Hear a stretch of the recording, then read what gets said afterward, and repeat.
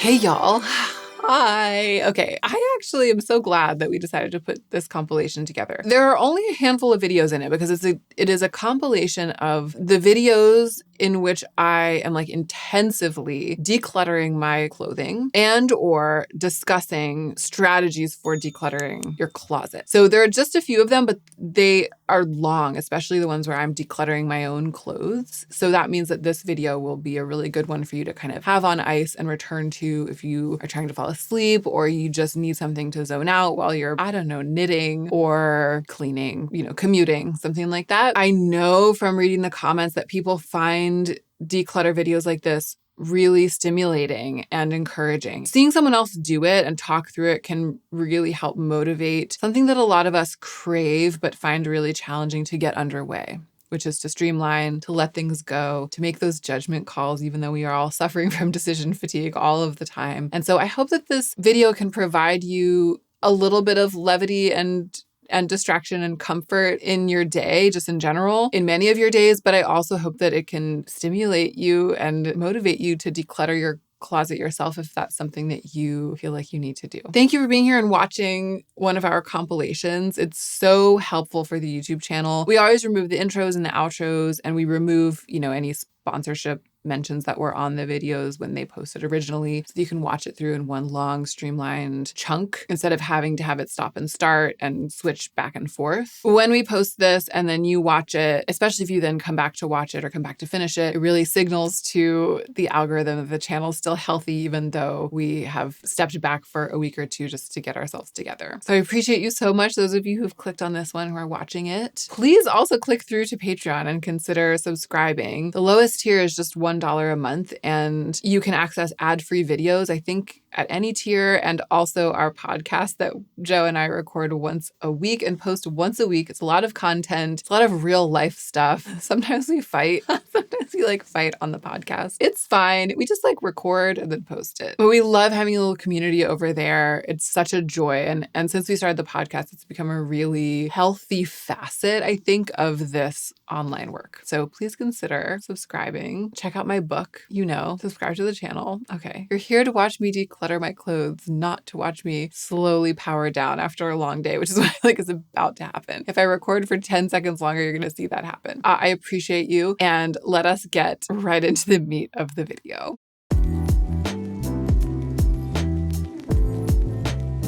My wardrobe is overdue for a massive, vicious, shocking, transformative, paradigm-shifting, life-changing declutter. I can feel it in my bones. I can see it all around. Honestly, I feel like we've all been able to see it coming from miles away for a long time. However, I started trying to declutter before I thought it through. I filmed a pants declutter, every single pant, and a dress declutter, every single dress. And we will post those videos on YouTube because I'm sure they're a good time in their own way. But the process of filming them really surprised me. The process of filming them was not a good time. I thought that I would be decisive, confident, and effortlessly execute a thorough purge that aligns perfectly with my new sense of style and the new reality of my life. I thought it would be easy to identify which garments will work for me going forward and which ones are relics. But instead, during those declutters, I felt angsty, unmoored, foggy-headed, self-conscious. I don't know if you could tell in the videos. I flip-flopped between feeling like I was keeping too much and feeling like I was keeping too little. And I kind of started to spiral and get anxious about it around the clock, which is unusual for me. I realized that I thought I knew what I wanted, or I thought that I would know what I wanted when I got into the weeds. But when I got into the weeds, it turned out that my vision wasn't clear enough. Charging into the declutter and barreling through on instinct wasn't going to work this time. I needed to step back, process some of my feelings, and make a plan. And that, my friends, is what I am going to be doing today in this video. And if you're new here, I welcome you. My name is Hannah. I'm a writer. I will link my book down below. And I also make these YouTube videos about aesthetics, which I absolutely love doing. I hope you will enjoy it. And let us now get into the meat of the video. Okay, video outline. We're going to have parts 1, 2, and 3. Part 1, why am I so sure that I'm so ready for such a big declutter? Part 2, why did I panic when I started trying to do it? And part 3, what is the solution? Like, what am I going to do? Starting with part 1, why am I ready for a big declutter? The declutter of a lifetime. Over the past few years, as a result of some experimentation and philosophizing about aesthetics and identity, my personal style has undergone a dramatic change. And I've documented that here on YouTube. I'll link the relevant videos, which I think will do a better job of communicating the nuances than I can do here in just one short section of this video. But a lot of you have already seen those videos, and so you know what happened.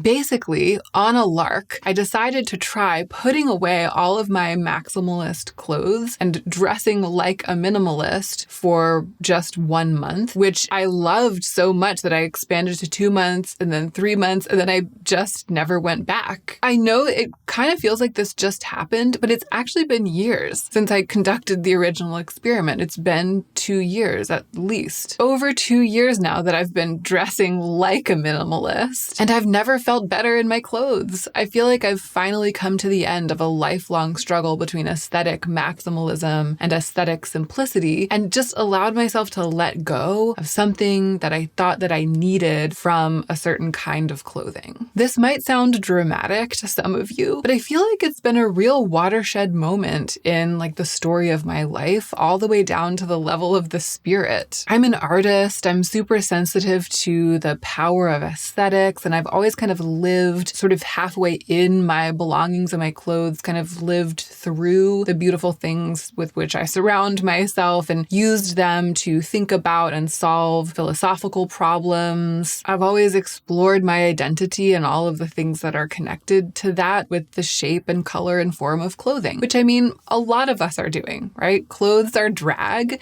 and drag is art. So it's been big. This shift has been big, and I feel like I still owe you all a video fully unpacking my journey from aesthetic maximalism to aesthetic minimalism and how it intersects with personal identity, trappings of masculinity and femininity, aging, trends, confidence, etc.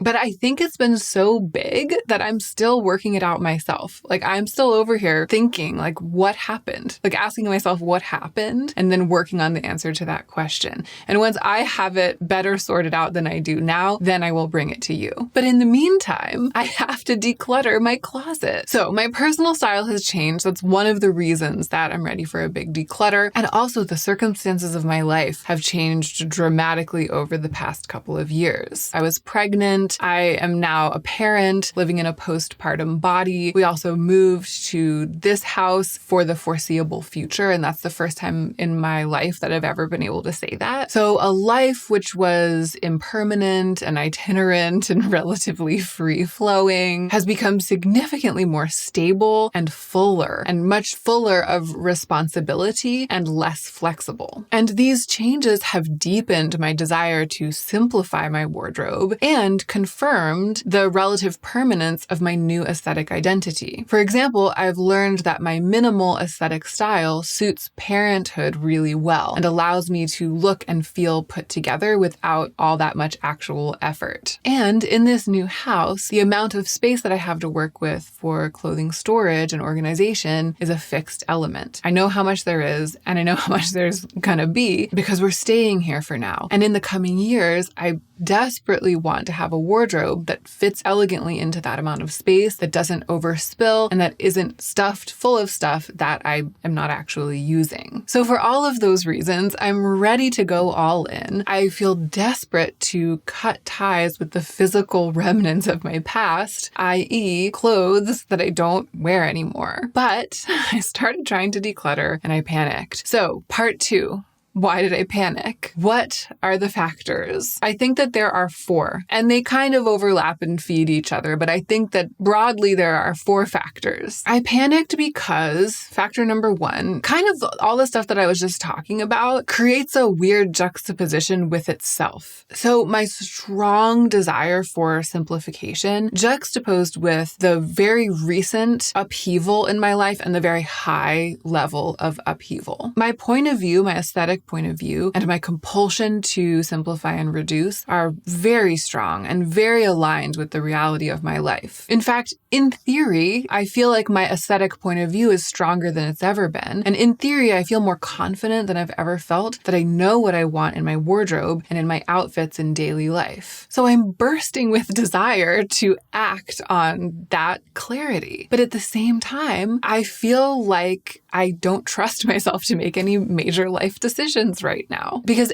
everything is cuckoo bananas. So much has changed in the past year. And honestly, there have been so many good things, but also a lot has been really hard in the past year. So I feel like I know what I think I know what I want, but I also kind of feel like my head is still spinning, or maybe the room is still spinning. And I should probably just sit myself down and take a second and not make any major life decisions in that context. And for me, a wardrobe declutter of the magnitude that I've been imagining would be a major life event, a major life decision. The second factor, body changes. I'm 1 year postpartum, I'm still breastfeeding, and I haven't started exercising again. So I haven't yet learned how things are going to settle. Like I don't even have a vague idea of what my size and shape are likely to be for, say, the next 10-ish years. I just don't know yet. A lot of my clothes are size versatile to account for weight fluctuations, and I have a whole video about how to build a size versatile wardrobe, so if you're interested in that, I'll put it in the cards. You can click through and watch that one. A lot of my clothes are that way, so this sort of body limbo isn't totally obstructive to a declutter, but there are many specific decisions about specific garments that this body limbo does prevent me from making with total confidence, and I underestimated that. I didn't realize until I got into it with the pants how often I would come up against this and how often it would keep me from knowing whether I wanted to keep something or not. Okay, factor number 3 in my panic, fluctuating tastes. And I think that this is like the most interesting one to me. Here's the thing. Even within the parameters of my new aesthetic identity as a minimalist-ish, even let's say squarely in my post-maximalist era, even here, my sense of taste is morphing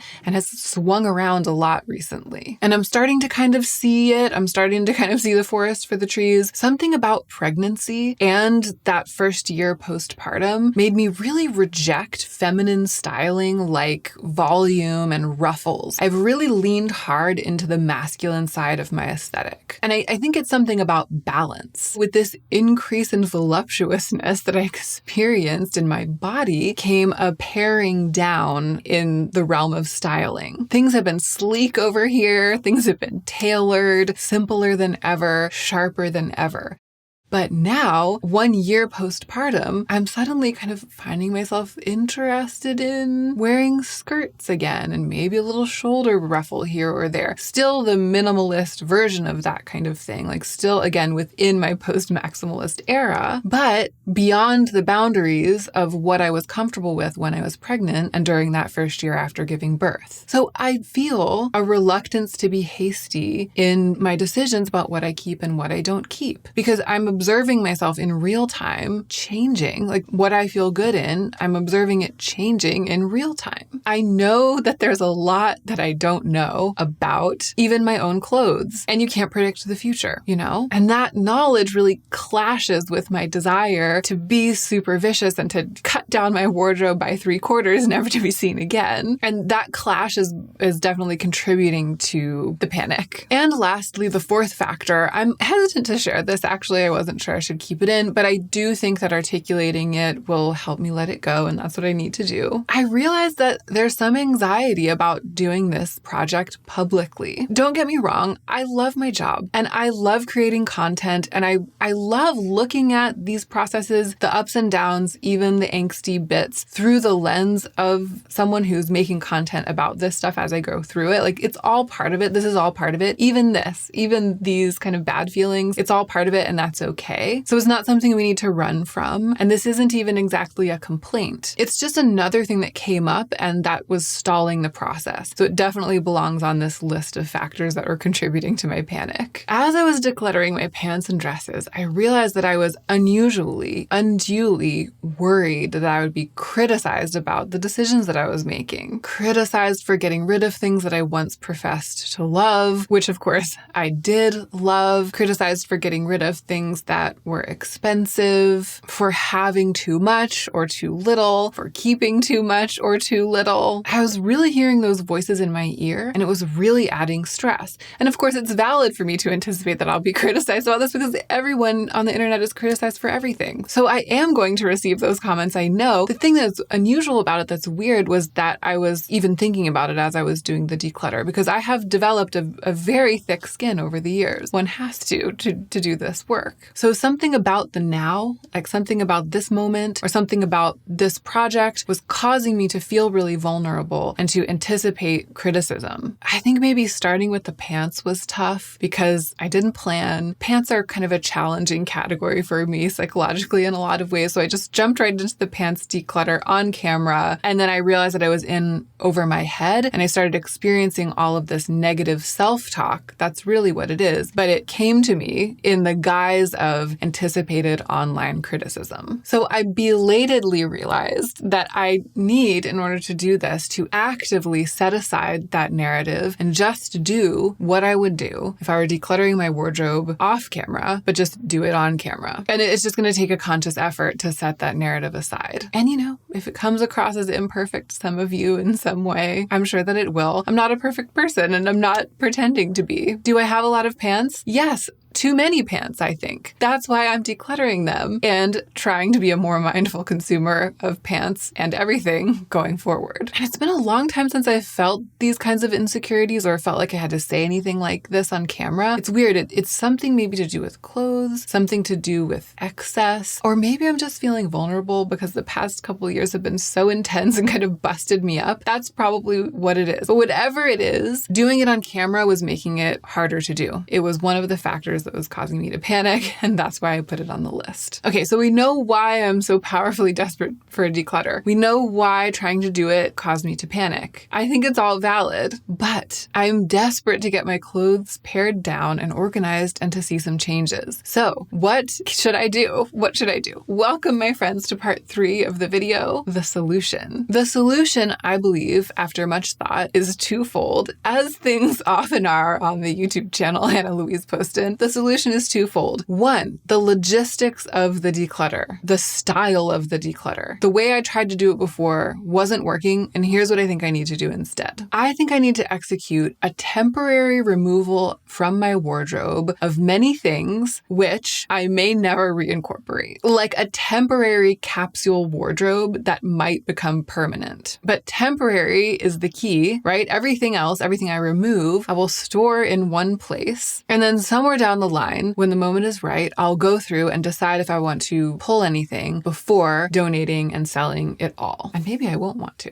but I think I need that interstitial time. I think I need that buffer. So what I'm going to do is to literally label some boxes, clothes to sell in 2025 if I don't miss them, and clothes to donate in 2025 if I don't miss them. And I'm going to declutter into those boxes and put them in deep storage in the basement. But it goes further than that. I think it's like a mindset shift. Rather than thinking of it as a declutter, i.e. selecting what to get rid of, I need to think of it as a creative process. process. I'm selecting what to keep. I'm reapproaching the project. I'm going shopping in my wardrobe and I'm choosing what I'm going to use to create basically a capsule wardrobe. Then the things that I don't select will get the deep storage treatment, and 6 months or a year from now, I will definitely have the clarity to know much more confidently than I can know now whether or not there are any of them that I want to reclaim before I move them all out and move them on forever. The other thing that I realized about logistics is that my cold weather wardrobe and my warm weather wardrobe need to be separate. I don't have enough room in this house to have all of those things out all of the time. So I'm basically creating from the abundance that exists 2 capsule wardrobes, one spring summer and one fall winter. Because of the time of year that it is now, the fall winter one will go right into my closet. The spring summer one will go into storage, and I'll switch them out twice a year. I feel really ready for these 2 acts of creative curation, building a spring summer and a fall winter wardrobe. So that is the change in structure, and I have yet to figure out quite how I'm going to film it, but of course I will bring you along for the ride. The other thing, the other fold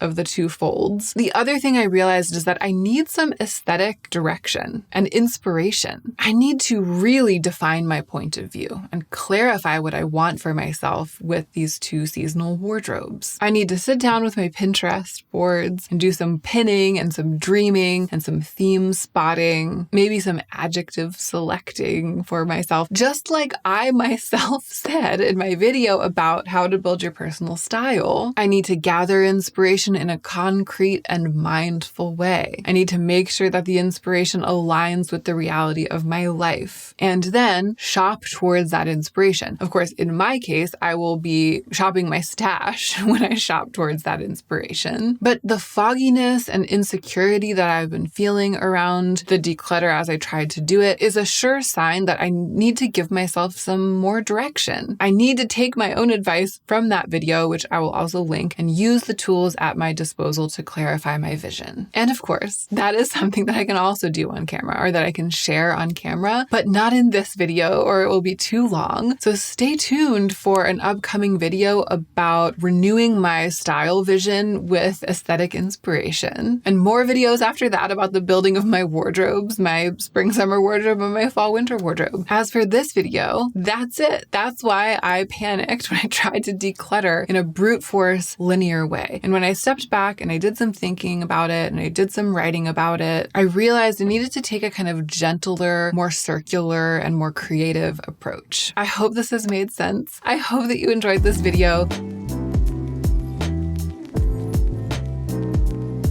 All right, this is it, the big one. I'm decluttering my pants today. This is the first in a series of wardrobe declutters. I'm going through category by category. Don't worry, because I did try on all of the pants and I'll be rolling that footage throughout. But for the decision-making part, I'm going to be doing it with the pants here in front of me, super close up. And I'm daunted because I love pants. Well, I'm daunted on a macro level and on a micro level. So I'm daunted on the level of the declutter at large, and then I'm specifically daunted by pants. But I'll talk briefly about the macro level, although I think that it will unfold over the course of the several declutters, and I'm not really sure how I'm going to end up approaching all of this, and I think I'm going to find out as I go through, and then at the end I'll make a video where I kind of summarize the experience and show you some before and afters and stuff like that. I'm torn because I have a strong desire for a very minimal wardrobe. Like, I really am ready to cut ties with the hangers on, the vestiges of a past life, the vestiges of a past self, the things I'm keeping around because they check some boxes, but they don't check all of the boxes. And I really want to have a very manageable wardrobe, like physically. I just want there to be a manageable number of items in my life and in my mind palace. And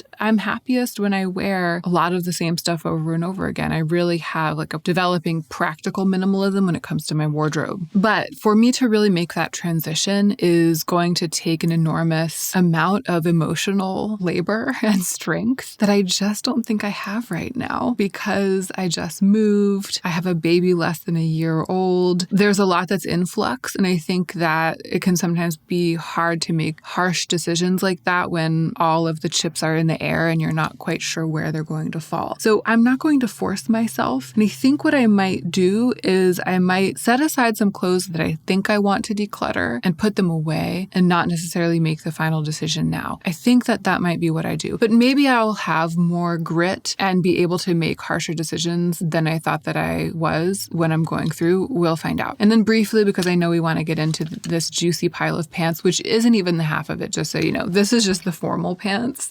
And then there's like 5 more piles of pants after this.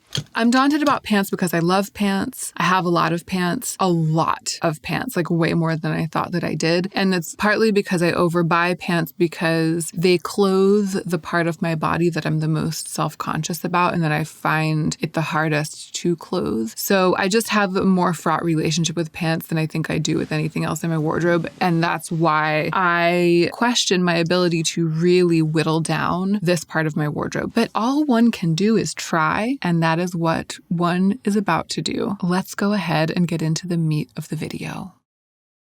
Okay, so I separated my pants collection. I brought it all together. I was horrified by how big it was. I just could not believe it. And so I hung most of my pants in the closet, and they filled the closet. And this will not do, y'all, because I'm hoping that this closet can hold most of my clothes. And now only my pants are overflowing from it. So I really need to do away with some pants. So I organized the pants in the closet. There's a formal section, which is what I'm starting with. The middle section is like everyday pants. And then we moved into jeans at the end. I don't have very many jeans, so just this little tiny category at the end. And then over the railing, I draped activewear and sweatpants. And I'm going to go through them in that order. So section 1, formal pants. I'm really not sure how well you'll be able to see these black pants on camera, but you'll be able to see the footage of me wearing them and you can really see all of the details. So these are designer pants. They're from this brand ALC, and I got them at a sample sale in Los Angeles. One of the benefits of living in the fashion district in Los Angeles, which is where I used to live, I would sometimes just see sample sales going up and I would pop into them. And this one was amazing. I think that they were all just like literal samples, like mock-ups from the ALC workroom, things that never went into production, maybe samples made for models, for photography, for runway. And so these pants are very high-waisted and very long, probably higher-waisted and longer than what would be put into normal production, but that fits my really long waist and long legs well. They're made out of some kind of wool suiting material, and they still fit beautifully. The other reason I'm daunted about pants, I didn't say in the intro, is that, I don't know, I feel like pants have the most specific fit of anything. And my body's fluctuating right now because I had a baby a year ago. So I've gone through this radical change in the shape of my body over the course of pregnancy. And then over the course of this year, I've gotten pretty close to the size that I used to be. But the way that my body's shaped isn't the same as what it used to be. So some things surprisingly fit exactly the same. And some things seem like they would, but they fit totally different. And I also haven't really been exercising, taking care of myself. I just haven't had much capacity to do that. So I think that a lot of these clothes, the way that they fit is going to change again over time. So that's another reason I need to give myself a little bit of wiggle room. But these pants fit perfectly now, and they will continue to fit even if I end up with a body that's a little bit more like it was before I got pregnant, because they fit on my high waist and they fit on my low waist. So I'm definitely going to keep these. Formal pants are some of my favorite pants. It's not the biggest category, and it is the one that I found I had the hardest time deciding to let go of, just to warn you. It's not the most satisfying right out of the gate. Okay, these are custom pants from Bastet Noir. I mean, the pants aren't custom. It's like a pants design that they carry, but the pants are made to order to my measurements, as everything is at Bastet Noir. This is really cool, woman-owned, no-waste clothing brand where they make everything to order, and they can make it to your specifications or just according to their sizing, small, medium, large, etc. So these were made to fit me perfectly some years ago, and they are a little tight. I think that these are really showing that, wow, my body is close to maybe a size up from what it was before, a size or a size and a half up, that the shape is a little bit different than it used to be, and kind of like the distribution of things has changed. So these are like the tiniest bit too tight to super comfortably wear, but it's not impossible for me to wear them, especially in the winter. They're like a lightweight, really soft felted wool. And I could see myself in a couple of months when it starts to get cool, wearing these under a sweater that covers the waistband a little bit, because I feel like the waistband is where you can see that they're a tiny bit too tight. And they're just luxuriously long and flowy. The fabric is gorgeous. White is a color, white and cream. It's like my favorite color to wear right now. So these aren't going anywhere. If in 4 years or something, they still don't fit better than they fit now, I might declutter them then, but I'm not going to do it now. Those pants were PR, by the way. Not much of this was, but those pants were. Okay, these pants are ASOS men's suit pants. And I got them because some years ago, Joe got these. Like, he was looking for high-waisted men's suit pants for himself. And I think what happened actually was that he ordered a size too small. We're almost the same size. So these are 30-inch waist, 32-inch length for men. I think he ordered a size too small and I put them on and I was like, these are amazing. They are mine now. And I'm keeping them. And they fit a little bit more snugly. Like, they used to be a really oversized pant on me. Like, I looked like I was wearing my husband's pants and I was sort of drowning in them. Now they've become like a more fitted, more tailored trouser on me, but I kind of live for it. I almost like them better now. They hug my current waist perfectly, and I just cannot wait to get like a ton of wear out of these when the winter starts. All of these are winter pants too. That's the other thing. I'm not wearing them right now. So these, they're also a wool blend. They're like a lightweight wool blend. It's still too hot for me to wear these now, but I am hot to trot to wear these pants. They are on my mind. Oh my gosh. These.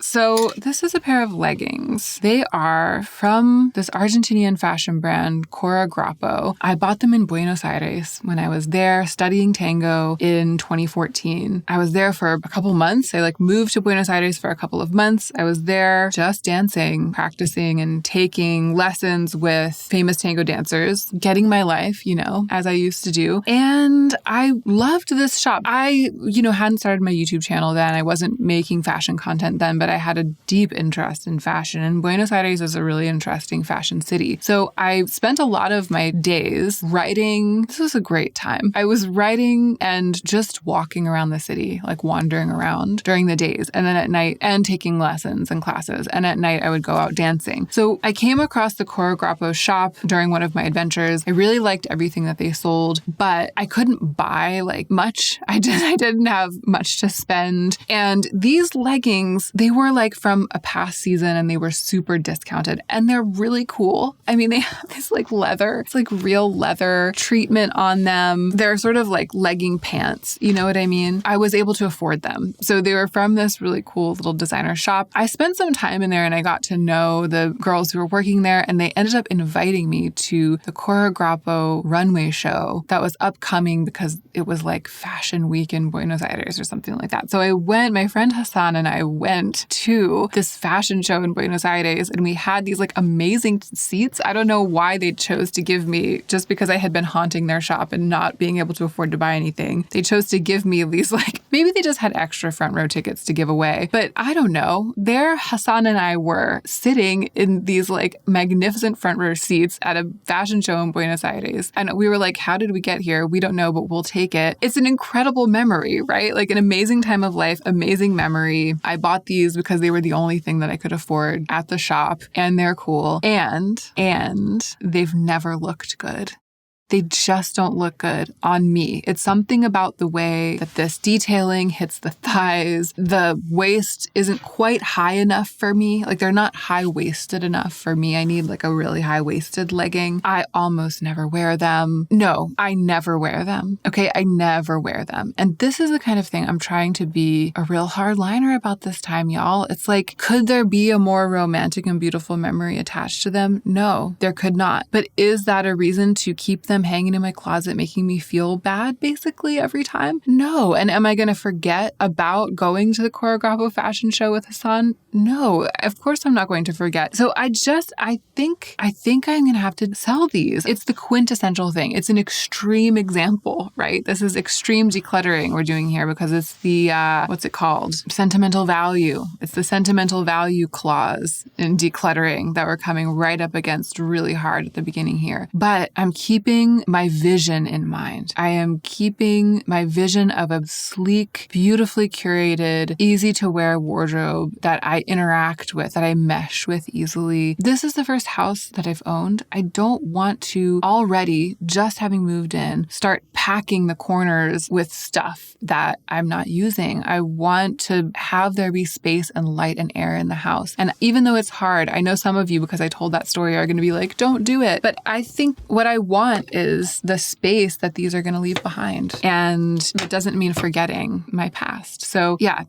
they're weird and special and they've got a lot of sentimental value, but they are not part of my vision of the wardrobe that I want to carry into my future. So I'm going to declutter them. Okay, y'all, the monitor battery died. I had a moment to reflect. Everything, I'm still sticking with what I said. So I'm still decluttering those leggings. I'm still keeping the other pairs of pants, but it just made me think that I really need to be asking myself with each pair, how does this fit in to my vision? As I was kind of starting to do there at the end. But I think that doing that in a focused way is going to be the ticket every time. Okay, so this is an amazing pair of pants that my friend Julia gave to me when she was decluttering from her wardrobe. I don't think it was during the wardrobe declutter that we did together on camera, although that's worth a watch if you haven't seen it. A little piece of HLP YouTube history. They are designer pants. They're by Philip Lim. They are they're like a heavy wool woven that has a very loose weave. Can you see that? You can kind of see the light through them right there. So it looks lightweight, but it's actually quite heavy because it's wool. And I like that. I like this kind of texture. I like the fact that they are this interesting combination between like a slightly formal silhouette and a casual waistband. You know, they're really easy to wear. They have sort of sportswear qualities. The thing that has kept me from wearing them in the past was that they felt a little too tight in the waist, which is so funny because they're a little tighter on the waist now than they used to be, but they feel fine, which I think shows that my sense of what's tight and what isn't has changed, and what is comfortable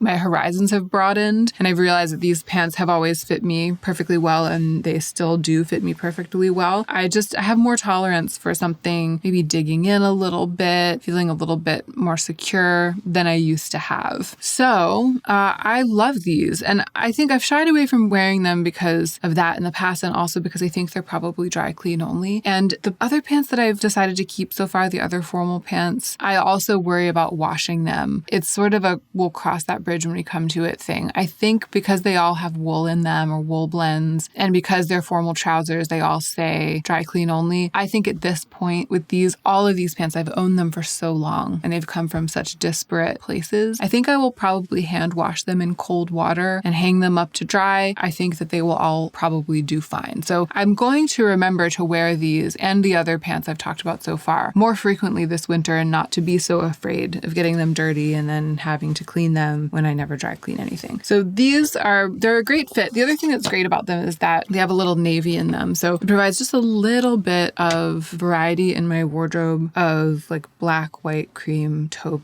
brown. I don't really wear blue, but I feel like I can wear navy without it disrupting the vibe.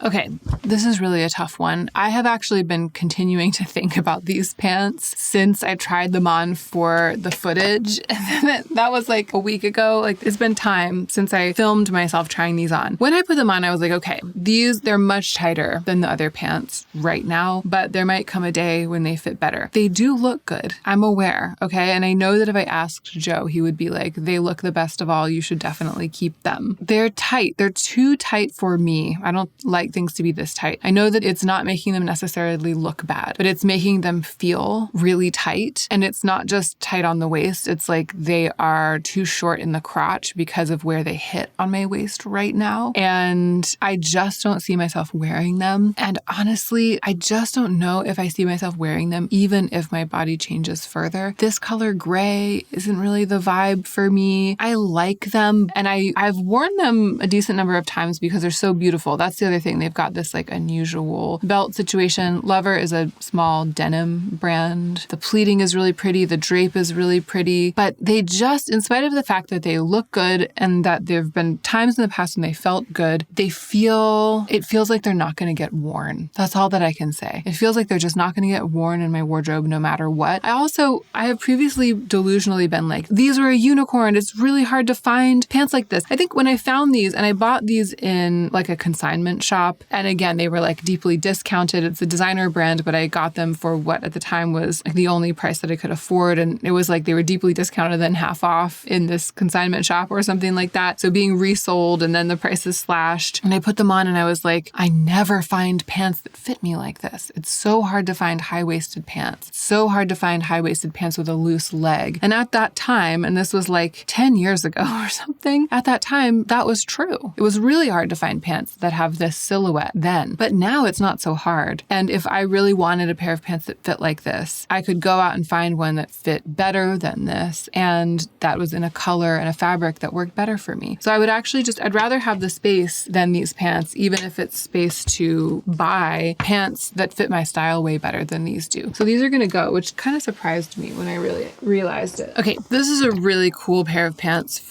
also from the ALC sample sale, from the same sample sale as the pair of pants at the beginning. I like them because they are stretchy. I think that there might be some wool in them. It feels like a very lightweight stretch wool with a lot of lycra. So they're really comfortable. They're incredibly high-waisted, and they were pretty snug on my waist before. They're still quite snug on my waist, but because of that stretch, they're totally wearable. And I actually think I'm the most confident out of all of these trousers that these are going to wash perfectly well in water. I see myself wearing these all through this upcoming winter. So I'm definitely going to keep these. I also think I'm not the biggest fan of this belt buckle. I think that these are going to look really cool when I remove this belt that comes with them and I wear them with a leather belt. It's interesting. Formal pants, I have always sort of fantasized about loving them because I love the way they fit on me. And then in the day-to-day, I've not worn them. But this summer, I've gotten really into wearing trousers in a more casual way. So I'm feeling excited about the potential to continue doing that once the winter comes and I can wear these heavier pants again. These, however, kind of a sad story. A misguided purchase. So these are so cool. They are a pair of Escada Elements pants. So they're like vintage cotton silk blend, really stunning color. I mean, technically butter yellow, honestly. I think I'm going to resell them. I should probably do it like right now because they're way too small. So when I got these at a resale shop, so I got them, it was like a vintage and secondhand stuff shop. They were already tight. Although it looks like somebody had them taken in. Do you see this? Like it looks like it wouldn't be that hard for a tailor to open up the seam here and let them out a little bit, but there might then be, the fabric might be damaged because it's a little bit delicate. Yeah, I'm going to resell these and let somebody who fits into them better than I do wear them. The day might come when they would fit, but the thing is I never wore them because I didn't have an occasion on which to wear them. They are just too formal for my everyday. When I was going to formal events, I think what happened was I got them because I just loved the way they fit. It was just too fun. You know what I mean? They were too lovely. And I really do love this like creamy color. This is the manifestation of butter yellow that works for me because it's basically just like a dark ivory cream. I was like, these are amazing. I'm going to wear them someday. I'm going to look and feel so fierce. And then that day just never came because they're like a little too fancy for every day. Those occasions on which I would wear a thing like this are so few and far between. And then I have other things that I end up wearing on those occasions. So yeah, these are getting decluttered, especially because I have this pair of Lily Silk pants. They were PR, or they were sent as part of a video that I did for Lily Silk. So I featured them in a video and then I got to keep them. They are pure silk, heavy silk charmeuse, a color that is like my favorite, right? This is perfect for my wardrobe. I love this like amazing dachshund brown. They're wide leg, the waistband sits perfectly comfortably on my waist. They're sturdily made. They definitely need like a bit of an iron, you know what I mean? Or a steam. They need a little bit of TLC because they've been thrown around, packed up, taken from place to place. But this is a no-brainer for me. These are amazing pants. And anything to which I would have worn those Escada pants, I can wear these instead. This is another pair of Lily Silk pants from that same video. They're really lovely. really soft, lightweight wool flannel. You know, gray again, which isn't necessarily my favorite for my wardrobe, but this is a slightly deeper gray. It's like this really, really fine houndstooth. This makes more sense to me for my wardrobe than the gray pants from Lover, and the way that they fit, the very loose fit. They've got this elastic on the back, which is great for me because they're comfortable. Like I can just see myself grabbing these and throwing them on day after day after day after day with a sweater in the winter. And I'm definitely going to keep them, and I'm going to do that. Y'all, the iconic Tibby pants. They still fit. They fit more tightly than they did when I filmed that video back in the day. So I bought these for a video that was like recreating one of my favorite Pinterest outfits by like buying the exact outfit. The fit is as amazing as it was then. Before, they were really loose and I was able to wear them super low on my waist. Now I can sort of still do that, but they are asserting themselves as like a mid to high-waisted trouser. Of course, the color is an outlier in my current wardrobe. The color is kind of shocking. I just cannot give up these pants. I think this is another pant that is going to look amazing with a leather belt. Now that I have leather belts and I sometimes wear them, this is another pant that I've been kind of afraid to wear because I've been afraid to wash it, but I think it's going to wash well. It's like a sturdy stretch wool, right? So I am going to figure out how to wash and wear with these, get comfortable with that and wear them. When the weather starts cooling off, I'm going to wear them. Like I'm going to wear them on repeat and make them part of my wardrobe. It's going to be shocking, right? Everything else neutral. And then this one pair of coral pants. You know, I think they were supposed to be part of a resort collection because of the color. So maybe even though they have a little wool in them, maybe they're supposed to be lightweight enough to wear in the summer. Maybe I should start wearing them now and see how it goes. I can wash them and hang them out on the line. Yeah, I'm just determined to bond with these pants. I'm determined to have them be like a moment of levity in my very streamlined wardrobe. I'm determined to get comfortable with getting them dirty and washing them. I really, really want to make it work with them because silhouette-wise, they're very me. And the color, I don't know, it's a little pink for me, but I think it has something to offer me, you know? But silhouette-wise, it's like they're very aligned. All right, these Babaton pants. This is an old, ill-advised purchase from Aritzia. Aritzia makes these pants year after year. I do love Aritzia, and I really wanted to love a pair of these pants because the fabric of these is so amazing. It's like a soft wool felt. It's just glorious. However, they're much too short for me. The length is terrible, and it doesn't just look terrible. They're short-waisted, it feels terrible, but also they have like elastic at the cuffs, so they get stuck on my legs and I can't pull them up, and like the pants get tugged down from my waist. The fit is just truly terrible, and I don't know why I purchased them back when I did, which was like back when I was in grad school. I used to teach in them. I'm sure I looked terrible, but I just didn't recognize it because the glamour of the pants, like the promise of them had blinded me to the way that they actually fit and looked, but I'm gonna sell these. Okay, those are all the formal pants. I see Sadie. I have the footage pulled up of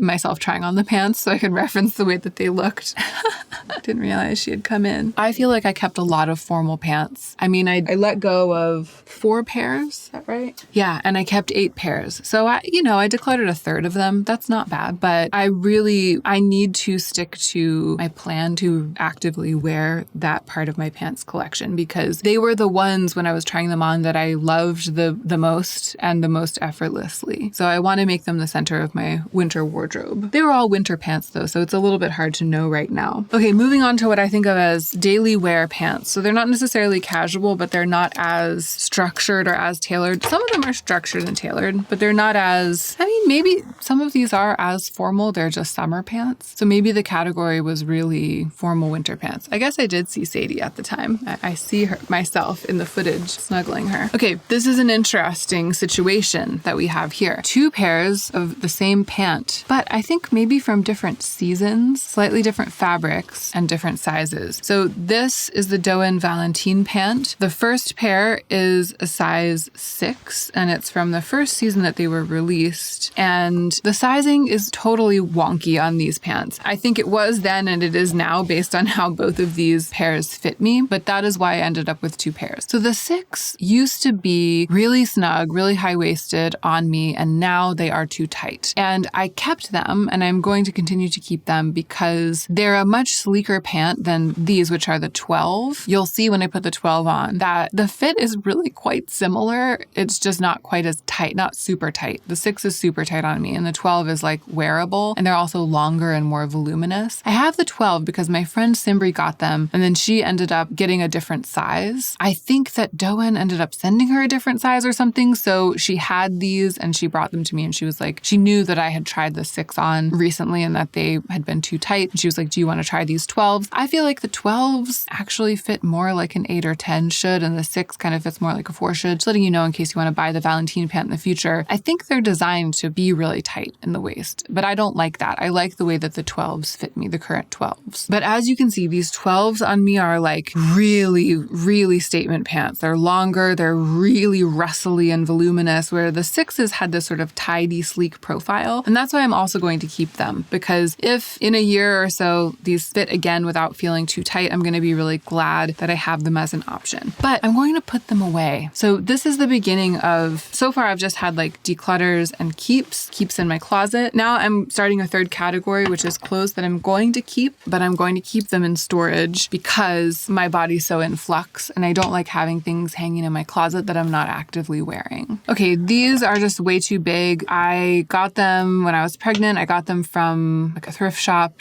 They're just like these lightweight cotton pants, but now they don't fit anymore. So I'm going to hang on to them in case I want to give them to anyone or in case I need them again, but they are also going to get packed away. Oh, this is a weird situation. Okay, I have these weird looking on me pants. They are so beautiful, but they look so weird on me. And I have them because I have them in black and they're incredible. So they're by this brand, Lauren Manoogian, which is like a very expensive handmade knitwear, sort of niche designer brand. And I got the black pair when I was living in Michigan. It was so cold and I felt like I was never warm. And I was like, all I need in life, and I cannot live without it, is a pair of pants that are sweaters, like a sweater pant. I need a wool sweater pants. And I found them in this little shop in Portland, Oregon when I was there visiting. And even though they were really expensive, I bought them. I bought the black pair and I have them right here. It's the same pant, the black pant, same size, same season even, I think. I wore the black ones all the time, like literally every day of my freezing cold life through that winter in Michigan. And eventually I was like, I would love to have these in another color.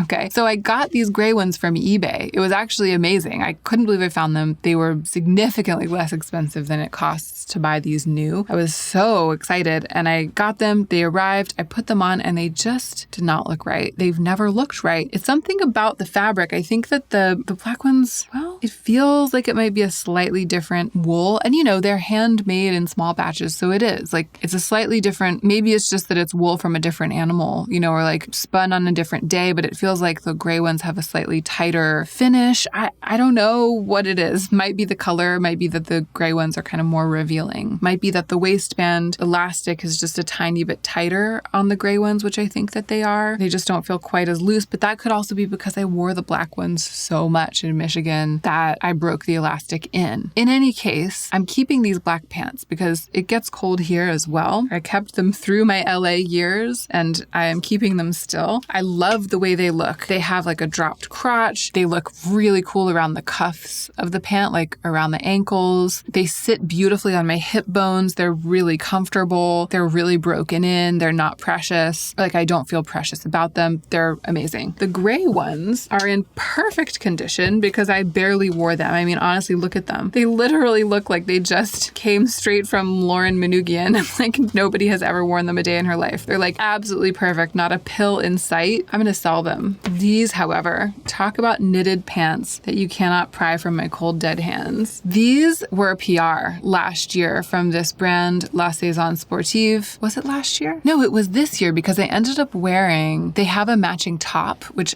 did I put it on when I was filming? Yes, I did put it on. Okay, look at this set. Look at this set. It's like washable merino wool made in Brooklyn. Like it is so amazing. Look at the color. Look at it. I love this so much. I ended up wearing the top of this outfit to my poetry reading at the Folger Library when my book was launched. That iconic event, I actually wore this sweater to that, and I wore it with those lily silk pants, those brown silk lily silk pants. It was a great outfit. I was like, I only dress in different shades and textures of brown. But these pants are really cozy and also look chic. My exact vibe for the winter. They're pretty generously sized. This is a large. I could definitely wear a medium. The large is probably, it feels really loose, but it stays up, like that's kind of the fit. I could actually probably wear a medium or a small, and they would just be varying degrees of tight and revealing. But right now I'm really into the kind of body skimming qualities of this pair in a size large. So I'm definitely keeping these. I love the set. I love mixing and matching them with other things. I'm really into this brand. And then there's a pair of pants in here that I don't have with me up here because I took them downstairs to wear them a couple of days ago, and that's these pants from COS. This is like current season or most recent season COS, just cotton tailored kind of khaki or beige. I wear these pants all the time. That's why they're the ones that I swiped from the pile to wear again, kind of midway through this declutter, and that's why I don't have them here because they're downstairs in my bedroom. These are my most worn pants right now. They look amazing with everything. They look especially amazing with a belt. I have some pictures on Instagram where I posted myself wearing them in different outfits. They're just, to me, they're like the gem of the season. Actually, the Ozma Field pants might be my most worn pants right now, but I have owned these for longer than the field pants, so I think I got more wear out of them over the course of the entire summer. Okay, another pair of Doan pants that doesn't fit right now, or that fits but is too tight for me right now. This, I can't remember what they called this pant. Isn't this a beautiful color? So you can see they don't look like they don't fit,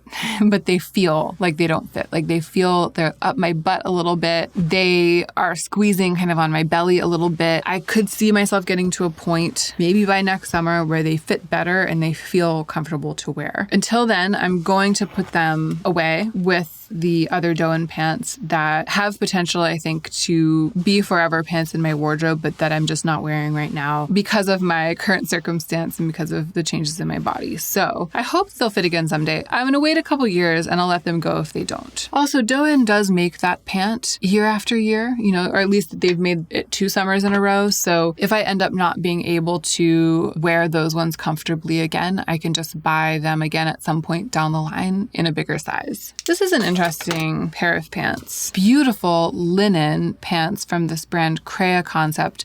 I got them in a little boutique in Portland, Oregon. I also remember them being like extremely on sale at the time. It was one of those situations from my youth where I was in a shop where I couldn't really afford anything, but then I like found something in the back where a sale was on sale, and they were super discounted and in my budget, and they happened to fit perfectly. And I was really excited that I had found them. They do still fit pretty well. I think it was another, again, situation where at the time it was very difficult to find high-waisted pants. I love that they're all linen, but this cool toned gray is not it, my friends. This is just not in my palette anymore. And these pants are also too short for me, I realized when I tried them on. So I am going to declutter them. These COS pants I regret buying. They are also pretty recent. I got them because I love this like incredibly lightweight semi-sheer pant. I love semi-sheer clothing. I loved that these were the elastic is so softly stretchy. Like they don't feel burdensome on the waist. They are kind of resort wear. I mean, I think they're sort of almost meant to be a swimsuit cover up, and they have these huge slits on the sides, which I like. And I thought I would really love wearing through the summer, and I thought that I was going to wear these constantly. But what happened was that for the kind of lifestyle that I have right now, even in the home, I'm often like sitting on the bed, sitting cross-legged, sitting on the floor with my baby. Everywhere I go wearing these pants, it's just my legs are just out and the pants are sort of just flapping around. Like the slit, it works really well if you're walking down the street, if you're standing and you're doing things. Sitting around, lying around, getting up and sitting down, getting up and sitting down, it doesn't work as well. And so I found myself avoiding wearing them because of that slit. However, a slit like that is really nice for tango pants, and I think that I'm going to keep these. And when I start dancing again, which I haven't been able to do partly because of my schedule, but also because I've injured one of my feet. When I start dancing again, I think that I'll wear these to dance and And you can see in the footage, as soon as I had them on, I was like, these will be great for tango. So I'm going to keep them. I wish that they had ended up being as useful as I hoped that they would be. And they haven't, but maybe someday, I'm hopeful that in the future, I will find a way for them to be as useful. And I'm going to give them a chance before I declutter them. A chance at that. These pants I have worn a lot this summer. They are from a small Australian brand called Unique Space. I got them last year and they're the Jonathan pant. I actually hemmed them because I was wearing them very low on my waist when I was pregnant, and I ended up hemming them so that the hems wouldn't get dirty. Even though I have very long legs, they're just incredibly long pants, and I think they're supposed to be super high-waisted. But even with the huge cuff that I hemmed into them, which you can see, they're still quite long. I can still wear them pretty high-waisted. I love them so much that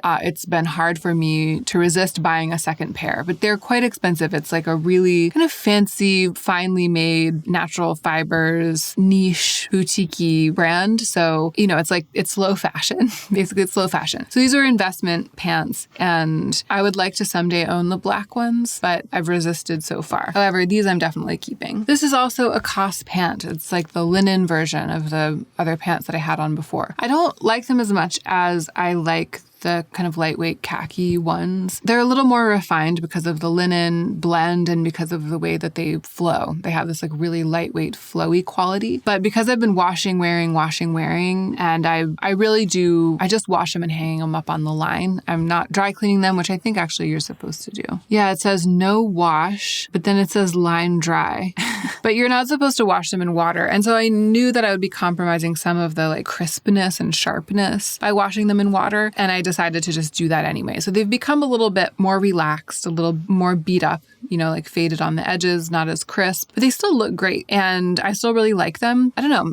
I like those super oversized khaki ones better, but I'm going to keep these. These have been real workhorses for me this summer. Finally, here they are, the Ozma Field pant. So since they came into my life, definitely my most worn pant. I am so into them. As you know, if you saw my video about super versatile clothing pieces and I sung their praises, I have the size medium. Some of you were asking on that video. I thought I might be a large, but the larges just literally fell off my body onto the floor. They're pretty oversized. They're generous. They're meant to be like slouchy so you can hike them up and cinch them really tight with a belt if you want. I love the look of these and I really love the versatility. I love that they can be dressed up or down in a pretty extreme way. I love that they're sturdy enough for me to wipe my hands on them when I'm cooking. I mean, not like my hands covered with gross food, but like rinse my hands and then wipe them. And I know that everything's going to wash out. I have a stain on them right now. You can see in the footage, but I just know these pants and I know how beautifully they come out of the wash every time. I'll just rub some stain remover into that spot and it'll come right out and they'll look amazing. So I'm a big fan. These are like my top pair of pants right now and kind of all time. Oh my gosh, y'all. I just had to clear some pants out of this space that I'm sitting in. So I put some of them back in the closet, the ones that I've decided to keep. So far, it's like 13 or 14 pairs, and 9 of them were clearly winter pants. So that's interesting. I feel like the winter pants and the summer pants are really separating from each other. But then I went to get the other pants to bring, like more pants and so many pants. I feel like I need to be more vicious, and I also feel like I need to be quicker. Ooh, it's just started raining pretty hard. I don't know if you can hear that, but if you can, that's what it is. Okay, this is a really lovely pair of pants from the brand Scotch and Soda. I like how the waist is. I like how they fit, kind of like the stripe. I like that they look formal, but they feel like loungewear. I like that they're black and tan. They're too short for me. They hit at an awkward length on my leg, and that is very clear to me now. So I'm going to sell them. This is an amazing pair of pants from the brand Rusha. I love this brand and everything they do, and almost all of the pants are too short for me. They really are designed for short people, and most of the pants, and I have a pair coming up that I'm going to declutter because of this. Most of their designs, it's like if they would make them in a long length, they would work for me, but because they only make regular and short, and regular in my opinion is incredibly short, they don't work. However, among some of their pants, there are some that are are longer, just the designs are longer. They're like a design for a longer pant rather than sort of I think a lot of them are trying to be that like just ankle grazing, but on me, it makes them a little high water. Whereas the ones that are supposed to be ground grazing or shoe grazing, then they are ankle grazing on me and they look amazing. So that's what these are. And also these are clearly designed to be super low waisted if you want them to be like really, really dropped, or to be like that paper bag that's cinched up really high. So that means that I can kind of control the length because I can control where they sit on my waist. So these are like dream pants. I absolutely love them and I'm definitely keeping them. This is another pair of COS trousers that I kind of surprised myself by buying because they're really blue. They're really, really blue faux denim. They're like a lightweight linen denim and I like them a lot.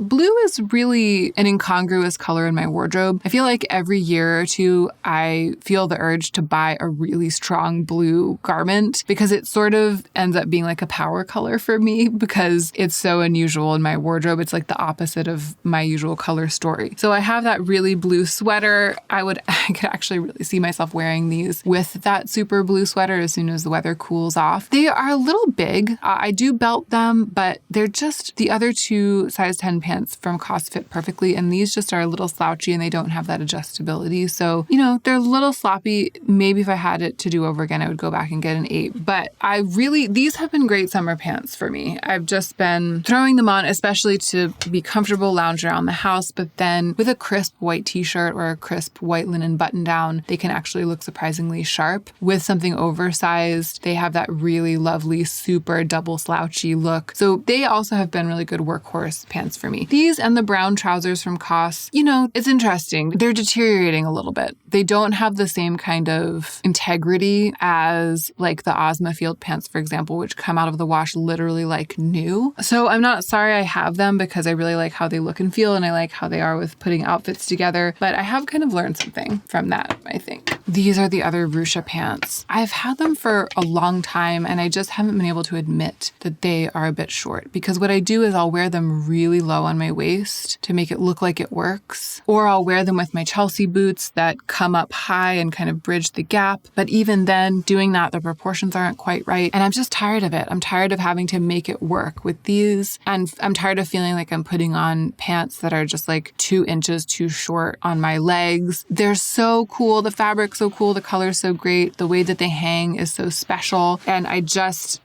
don't want disappointments like this hanging around. The quality is through the roof. Like everything about them is perfect. I can't do it. I've got to cut ties with this type of thing where it's always going to be a little awkward, like looking and feeling. I just don't want that anymore. Okay, this is a really interesting pair of pants to me. This brand is called Aska. It is kind of a niche, hard to come by, very expensive brand. These pants are so expensive. I found them in a resale shop. They were very affordable. I can't remember exactly what it was, but they were being resold for just a mere fraction of what they go for, the hundreds of dollars that they go for online. They were a little tight because they were a little low-waisted on me, so I lengthened the crotch on them. And you can see the repair that I did. I basically took the pants and cut like a deeper crotch. I like cut out of the legs to make the waist longer, and then I sewed it back up with my serger. This was a couple of years ago. And because the waist lengthened, it fit better because it fit tighter, because it fit higher up on my waist where my waist is smaller. And they still fit. They're really stretchy at the waistband because they've got this elastic in the back and it's quite a soft stretch. So they ended up being amazing. I mean, look at these like lantern legs with the origami style tucks at the cuffs. They are just really cool pants and they're this super, super soft, cozy felted wool. I mean, that's the thing you can't really see in the pictures. They're so soft and cozy.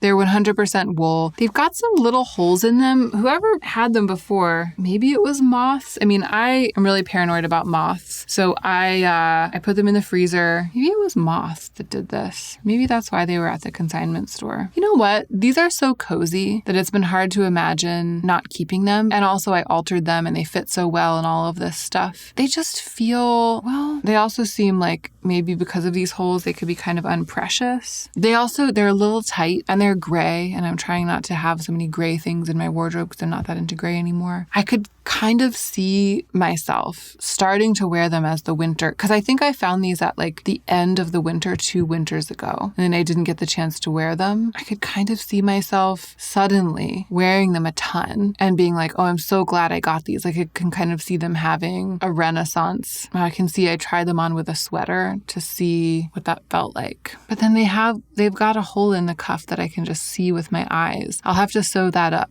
I just don't know. They look so great. They're so me. It's the kind of pants that I've been like always looking for my whole life. There are things about them that are telling me I should definitely keep them. I know you all are going to be like, you should obviously declutter them, Hannah. This is crazy talk. You obviously don't value them. They're full of holes. They have all these problems. I know, and they're gray and you don't even like them. I know that you're going to be saying that, but I just don't feel the clarity. I'm going to keep them through this round, and then at the end, I think I will do maybe like another round. So there I may be.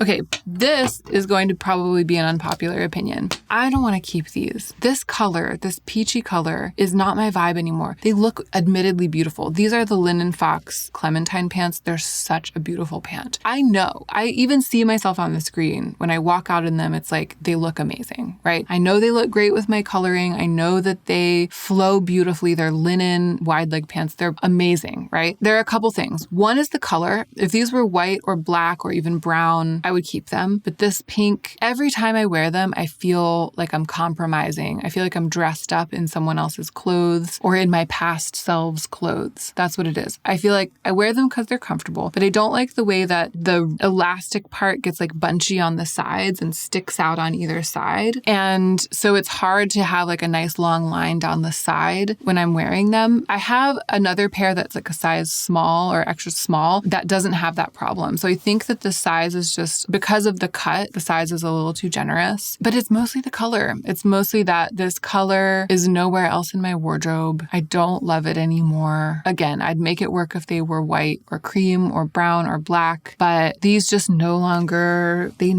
suit me and what I am working towards. And so I am going to declutter them. The black pair, however, needs to be washed, got some food on it or something. Sorry. They have a smoother line at the waist, as you can see, and these do fit perfectly with my current aesthetic and what I'm aiming at, and I'm definitely going to keep these. I need to wash them, but I'm going to keep them. These petite plie pants, this is such a cool brand. They make these really wild clothes for kids that grow as the kids grow. So they have like these pleats, and then they stretch and stretch and stretch as the kids grow. This is their maternity pant. They sent these to me too late in my pregnancy for me to actually wear them. And I think they're also a size too big. But again, I'm going to keep these in case I need them or I want to give them to someone else. But I'm going to pack them away. Oh, these are those amazing St. John sport pants that I got at the thrift shop. These are great, like sleek winter. This is like a heavy wool blend knit, I believe. Yeah, 80% wool, 20% rayon. They say dry clean only. We'll see about that. They are vintage. And I don't know, these remind me of some of the other trousers that I ended up keeping, like those Phillip Lim ones that Julia gave me. I can just see myself wearing these. Given what I've been wearing this summer, like given the kind of clothing I've been wearing and the kinds of looks that I've been sporting, I could see myself wearing these a lot in the coming winter. Okay, I absolutely love these wild pleated pants from Grisas. This is like a silk cotton, I want to say. Yeah, silk linen. It is an amazing fabric. However, they're size XXL. They're way too big. They like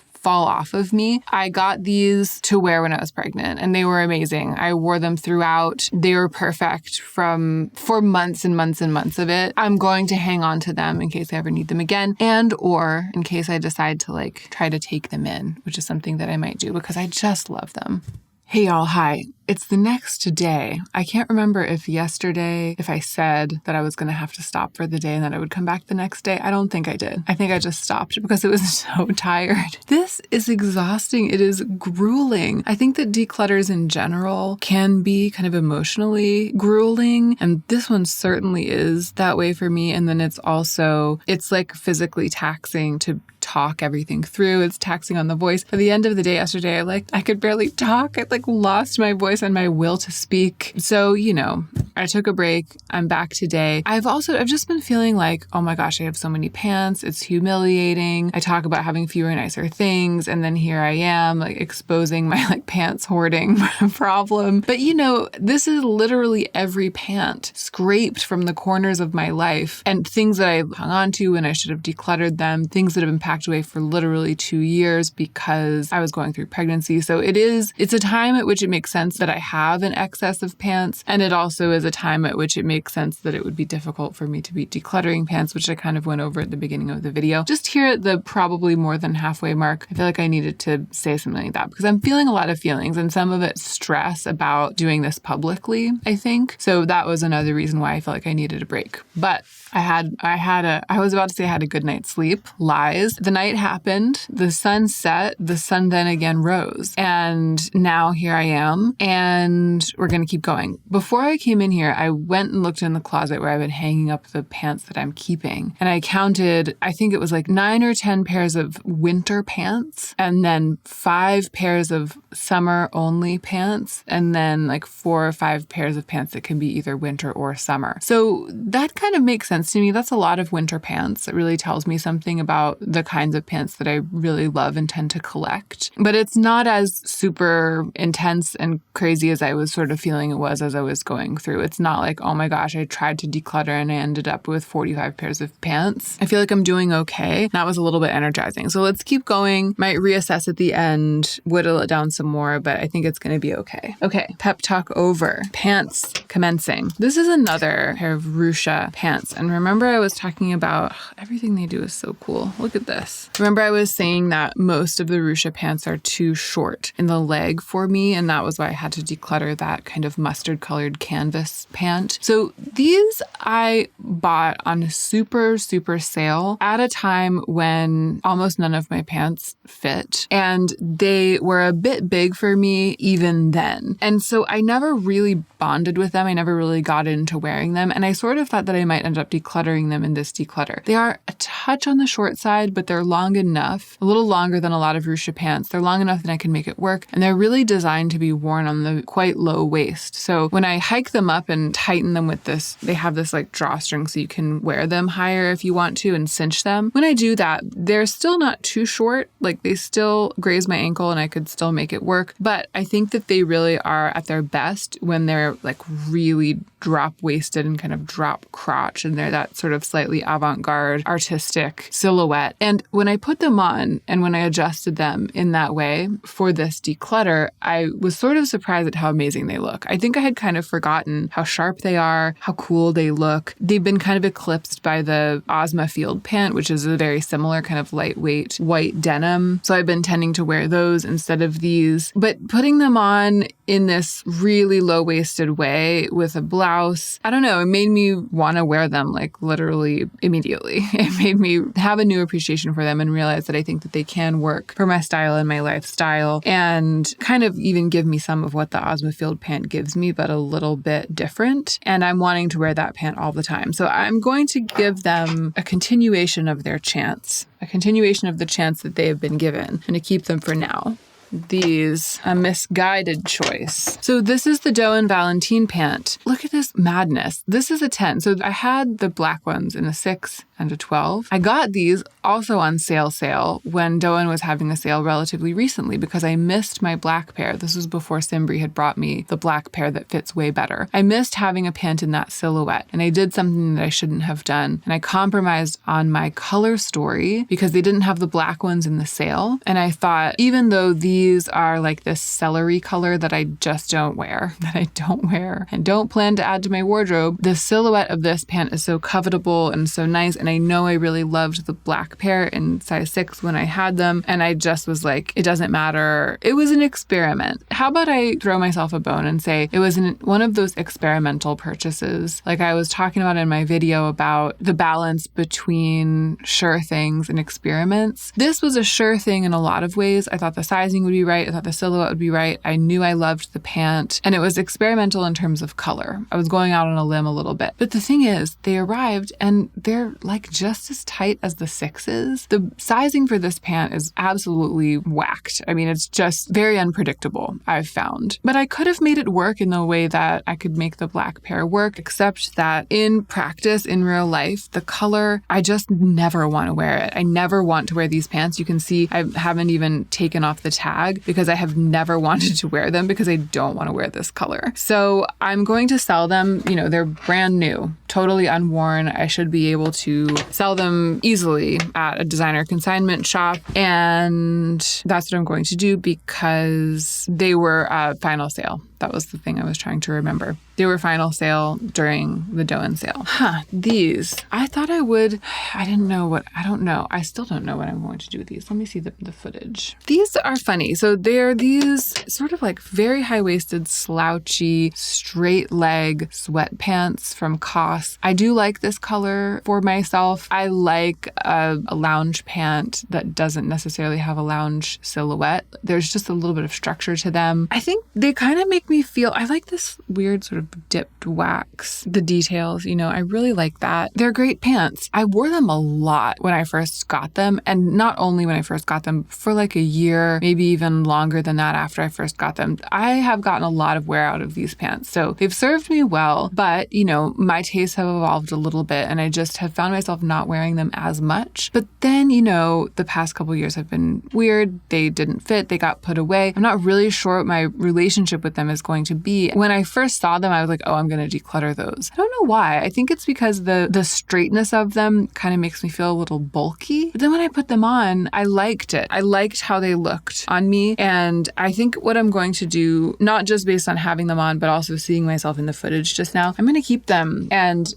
give them another chance. I could actually see myself just starting to wear them a lot in the coming days, like as sort of a slightly elevated lounge look, because I've kind of been needing more stuff like that. I've been wearing trousers and button-down shirts kind of every day. I could really use more of this in my life. So let's see how it goes if I keep them. These, on the other hand, kind of sad because if you were with me when I first got these, when was it? It was my birthday right before lockdown back in February of that fateful year. And I was wearing them with like a bright orange wool top that matched them, that looked amazing. The whole thing looked amazing. They have seized up a little bit, shrunk up a little bit. They're just too short. They were always just on the edge. I probably shouldn't have bought them because of the length, but now that I've washed them, they're just too short and a little too short in the waist. It's interesting. I was talking a big game yesterday about washing my dry clean only clothes. Let's see if these are supposed to be. Well, no. Okay. This says wash cold, lay flat to dry. So these are not dry clean only. So it's not my fault. I feel like in this situation, I think they weren't pre-shrunk and I did wash them cold and lay flat to dry and they lost like a couple of inches from the bottom and became pants that don't really suit my frame. Whereas before, I think that they looked pretty decent. But that's always a risk, or something like that is always a risk with hand washing things that say dry clean only. Even if you know that the fabric can take it and it's not going to ruin the fabric, there's always a chance that it could change the fit a little bit. So I try not to do that unless I feel like I won't be totally crushed if that happens and that the pants will still have resale value if that happens or something. And if I'm really unwilling to risk it, then I will not do that. But in this case, yeah, it's a shame, but I didn't know that would happen. I also feel a little less crushed than I otherwise might with these because I'm not as inclined to wear this color anymore as I was at the time. So I'm going to declutter these and it's okay. I have too many pants anyway. Okay, this to me is like the quintessential candidate to be decluttered. They're pants that are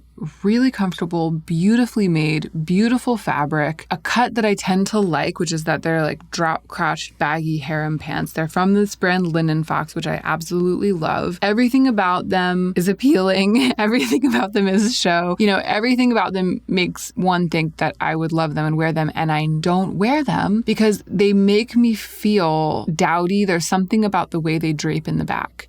I usually love harem pants, but there's something about the way these ones drape on me that I don't think looks good. Instead of having that chicness, it just looks saggy, it's kind of a fine line, I guess, but whatever it is, for whatever reason, whether it's in my head, whether it's real life, I've had these for years and I almost never wear them, and I pull them out. I think I should wear these more, and then I don't wear them. It's like there's a lot of material about the waist, there's a lot of material on the hips. They just aren't working for me, and I need to stop belaboring it and just declutter them. Curiously, a somewhat similar pant from this brand, Black Crane, that I absolutely love. One of my maybe all-time favorite clothing brands, this really tiny brand. I have these pants in both black and in this like grayish, greenish brown, and they are two of my most worn pairs of pants of all time in my life. Maybe actually the black pair might actually be the pants that I've worn the most in my life, literally ever. I've worn them so much. They work with everything. They have that chic drape. They are, they have that kind of bohemian quality. I'm definitely going to hang on to these. Curiously, this summer, as I've said, I've been wearing more tailored pants, and I didn't wear these through the summer or the black pair. This is the first summer in maybe a decade that I didn't wear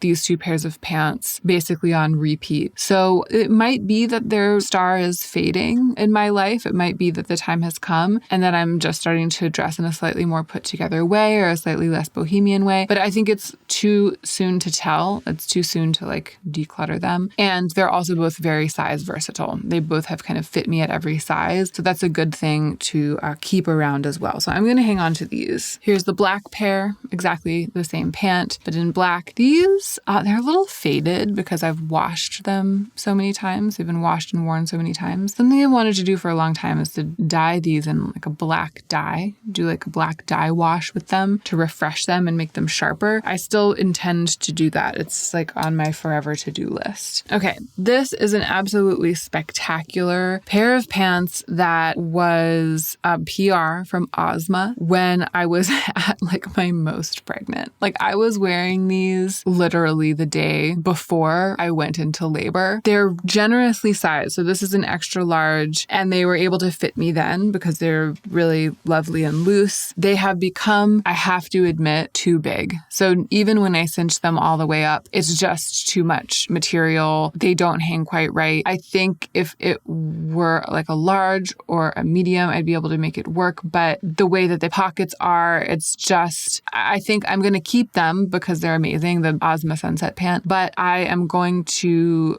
put them in the box of things that I'm hanging on to in case I need them again, in case my size changes again. Now, I'm saying this, but I'm looking at myself on the screen in these pants. I remember the feeling when I put them on. I felt like they were way too big, and there was I was having to tie the drawstring too tight in order to keep them up. They look good in the pictures. I might try them on one more time after this just to see. I just remember when I tried them on, immediately thinking oh yeah, I'm going to keep these, but I'm going to put them away for a while. Oh, this is a really cool pair of pants. But now that I've counted what's making it into my closet, I'm I feel a bit defensive about winter pants. These are definitely winter pants. This is a pair of 100% merino wool. They're basically sweatpants, but they're so tight on me that they're leggings. And I got them at Aritzia when I was in grad school, so probably 9 years ago. I don't think they still make this exact pant at Aritzia. They are so awesome. They're so warm. They feel great. They look great. They're sweaters for my legs, and I am definitely keeping them. They also wash beautifully. It was just a really lucky buy at the time. One of these garments that just is eminently practical and going to last a lifetime. And I loved them at the time, but I think I didn't even then know quite how impeccable they were. There is this run in one of the pockets right here. So I guess they are starting to show a little bit of wear. But even if they were full of holes, I would still put them on when I'm really cold in the winter. They're kind of a cross between sort of a long john type of thing for me and a pant that I would wear out and about. This This is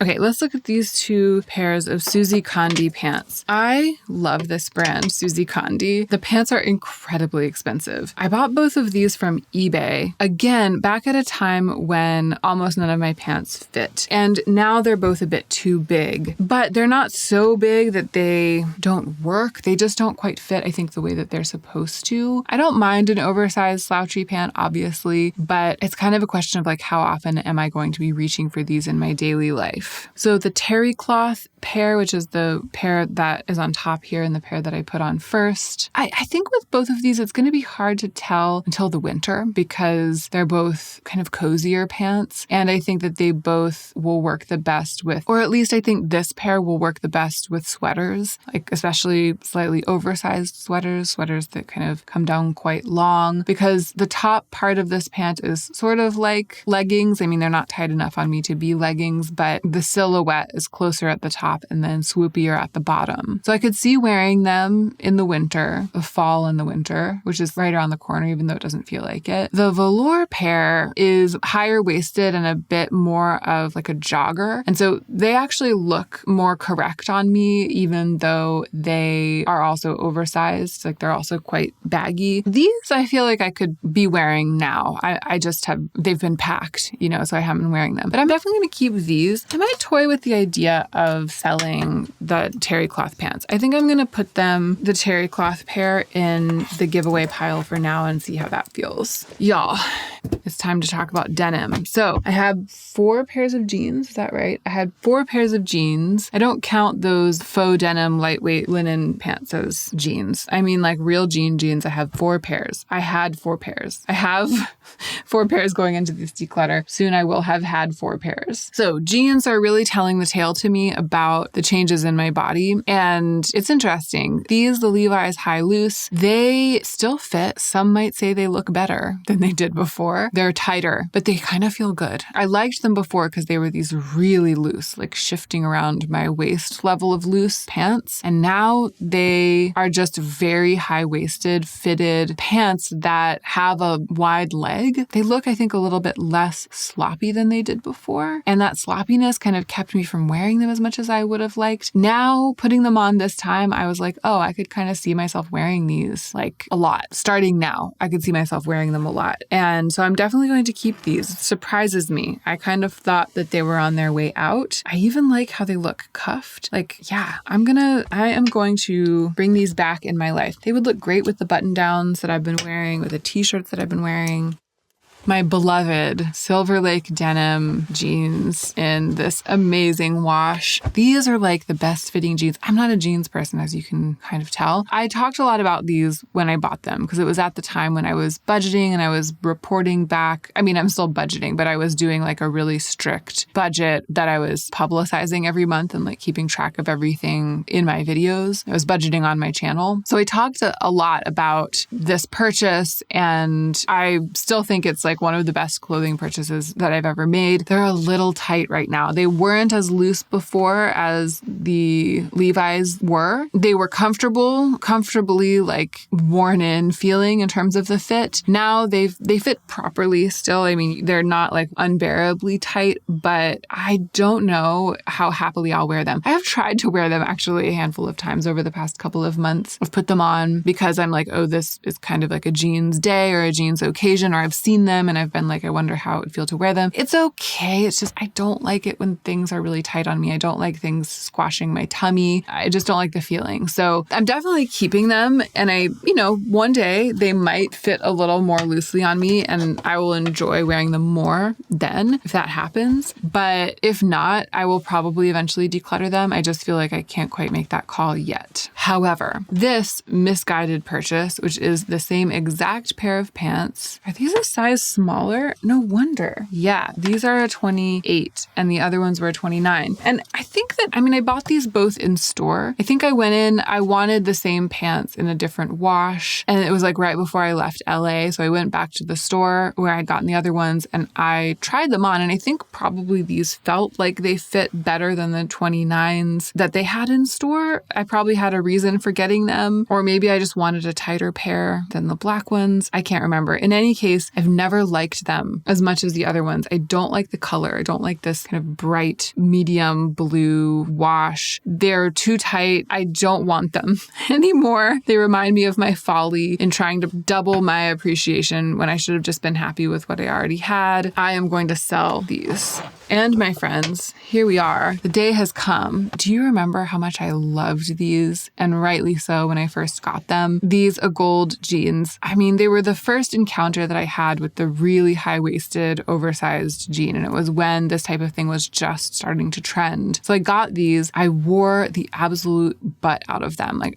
This is one thing that comforts me on this occasion. I'm about to declutter these. I wore them so much. I got so much use out of them. And they were really the cornerstone of my wardrobe at the time and helped evolve my style. No regrets at all, but I just don't see it for myself anymore. The gaping knee holes and the fit at the top is a little too tight. If they were like 2 sizes bigger, I'm looking at myself in the footage though. They look good. I think when I tried them on and I looked in the mirror, all I could see was my knees looking weird. I felt like my knees looked weird through the holes, but they look kind of good. They just feel too tight. Again, if they looked just like this, but they didn't feel as tight, I would be more inclined to wear them. Yeah, I'm going to sell these. I'm going to sell these.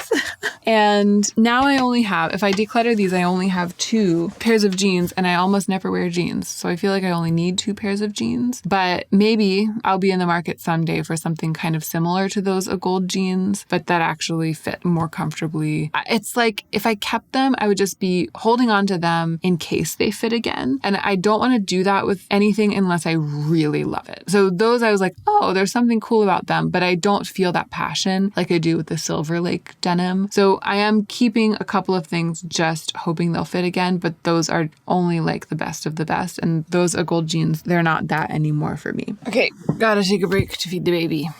Okay, y'all, I had to run downstairs and feed the baby. And while I was down there, I found out that we had some chocolate, but Joe has hidden it from me, which is probably the right move. But still, on my way back up, I checked back into the closet because here's what's going on. We've finished with all of the pants. There's going to be a lightning round of leggings and sweatpants, but we finished with all of the real pants. And what I counted hanging in the closet, which is the pants that I'm keeping, that I'm presumably wearing right now, I have 7 pairs of dedicated summer pants, 11 pairs of dedicated winter pants, and then 9 pairs of pants that could kind of go either way, including denim, things that are more mid-weight. And that's kind of a lot of pants. I mean, that's plenty. There are a few things that I'm putting away, hoping that they'll fit me again, or in case I need them again in the future. But in terms of my current wardrobe of pants, that's hefty, but it also doesn't feel to me right now like it's so much that I have totally failed at decluttering and I desperately need to go back through and weed stuff out. It feels livable, at least for now, especially for the first category of the declutter. And maybe by the end, my muscle will be strengthened. I'll be able to go over it again. But I also counted through the decluttered pants and there are, I believe, 15 pairs. So I decluttered more pants than I kept in any one of those 3 categories, summer, winter, or, flexible. And that also means that I decluttered more than a quarter of my current pants wardrobe, if you're just counting those pants that I'm keeping hanging in my wardrobe. So I'm feeling a little calmed down about it. I'm feeling okay, but this is going on for way too long. And I also just feel like we don't need to dwell on all of the footage of me trying on every single pair of leggings that I've owned for the past 15 years, including some from way back when I was a very fit tango dancer in my 20s, So I'm kind of going to speed through them. Let's see what we've got. Okay, here on top in the leggings box are a couple more pairs of dedicated maternity pants. So these are just going to go straight into that other pile. These shiny leggings from Coral, I think I'm going to keep. I've had these for so long, 10 years, I think. Oh, there's a pair of pants I don't have up here because I've been wearing them, but I see them in the footage. It's another pair of Susie Condi pants that I got from eBay. They're these amazing white gauze bell bottoms that I'm obsessed obsessed with. I'm definitely keeping those. I love a sheer garment, y'all. I just love a sheer garment. Okay, back to the leggings. I was just about to say that I'm going to keep these shiny leggings from Coral, but am I? The thing about a lot of these leggings is they're worn out. This type of thing, it doesn't have the same structural integrity necessarily that it had when I first got it. The thing about these is they're like waterproof kind of. I mean, they're really amazing. Like they're really great for wearing to theme parks. I need to stop. What I'm doing is I'm getting tricked into trying to apply my old logic to these old garments in my current life. So it's kind of like that video I filmed where I put on my old smoky eye. These are really amazing leggings, but they're amazing in the way that the way I used to do my smoky eye makeup was amazing, is still amazing. Like it's still good makeup. It's still beautiful. It's just, I can talk for an hour about why these are great leggings and I won't be wrong, but I haven't worn them in years. So why am I trying to convince myself to keep them? These are going to go. These merino wool leggings by this little brand, Monique, these still fit perfectly. They're like an underlayer for the winter and they're in beautiful shape. I'm going to keep them. These Vori leggings are really nice. This is a great brand.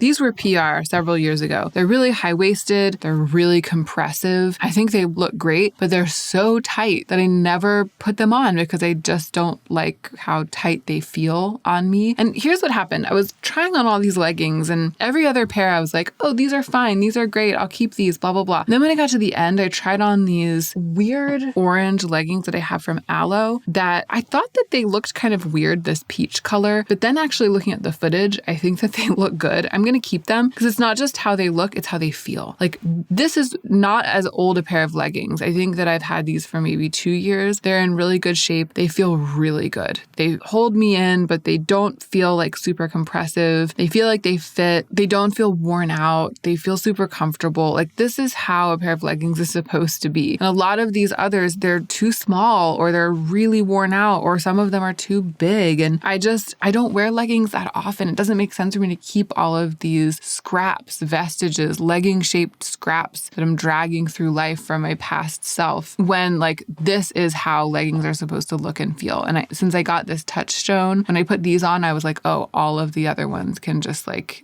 take a hike. So keeping those ones from Aloe, the Vori, too tight, too small, these Olympia activewear leggings that I've worn them 1,000 times, you guys, in my past life. And this brand, which I love, is out of business. They no longer make leggings anymore. So I'm tempted to keep them, but it's just a no, right? They're also so disgusting. Like I can just feel in the fabric how much sweat has been in them and then been washed out of them. And yeah, it's just, I need to not dwell too long on it, but they need to go. These Lululemon leggings are actually too big. I ill-advisedly sized up in them and they kind of slide down. I'm going to put them in the box of things I'm keeping just in case. These Athleta wide leg pants, they just are a little bit too big for me. I've barely worn them. There's nothing really wrong with them, but they're just, if I encountered them in the store, I wouldn't buy them again. I probably wouldn't even have bought them the first time. I bought them online and I thought they were going to be a thicker material. It's just, this is exactly the kind of thing I need to be decluttering. It is so tough to let go of these Olympia activewear leggings because again, they're like the way that I used to do my makeup and I still think they look so cool. They look so cool. They have that combination of having been worn so many times. I know you can't tell how gross they are, but they really are. And close up, you know, they have like little nicks and pulls. They're just not in good shape. They're relics. They still look amazing, but they feel a little bit too tight, too uncomfortable. I love so much what they like did for me and I still love them in a way, but I'm not going to keep wearing them. So I'm not going to keep them. These biker shorts, oh my gosh, I really don't like how they look. I'm probably not even going to show you the footage. They're pretty useful as activewear and I do still need this sort of thing. I think I should keep them. I think I should keep the biker shorts because I don't have very much workout clothing. These Banana Republic sport pants, they're another thing that I got like at a thrift shop to get me through pregnancy and they're too big now. I tied them really, really tight on the waist. I think they look cool, but they're like uncomfortably, there's too much extra material. They're kind of falling down. So I'm going to put them aside. Gosh, it's funny. Up close like this with my clothes under the lights, I can see how worn out some of this stuff is that I've worn it so many times that I haven't really noticed how worn out it's been getting. And I don't mind things having some of that wabi-sabi quality, you know what I mean? But especially activewear like this, it's not necessarily designed to wear well. Like denim, for example, looks great. Like the older it gets, the better it looks. And activewear doesn't. It starts to kind of lose its integrity. These, I don't know. They still look good. They fit well. But what am I going to wear them for? Like working out? I wore these for a long time as like clothing, not as workout pants, even though they're from the like workout activewear line at Aritzia. I think I'm going to turn them into like workout pants, yoga pants. I'm going to keep them with those biker shorts. And the same is true of these just Nike shorts. I just don't have very much stuff like that. And when I am going to do something for which I need a thing like that, I need to have something. And then maybe if I get stuff that I like better into that category, I'll declutter those. Ugh, that was hard. The leggings stuff was hard, but I parted from a lot of leggings. I ended up keeping these in terms of just actual leggings, these. And then there's a pair of leggings that's not in this footage because I'm wearing them. And I also didn't have them. I forgot to bring them up to take footage of them, but they're from Beyond Yoga. They're just like a black space dye, high-waisted legging. So basically for leggings, I have two pairs. I have these and I have those ones from Beyond Yoga. And then for workouts, I've got these two pairs of biker shorts, these long pants, and these shorts. And for when I'm cold, I have these merino wool leggings. And that's it. We excised a lot of leggings, y'all. I also want to excise a lot of sweatpants. I want a smaller wardrobe of this kind of thing. I just want a few really great pairs of sweatpants that I really, really love. However, this is sort of a special case, right? I don't wear these on the everyday. As you can see, it's completely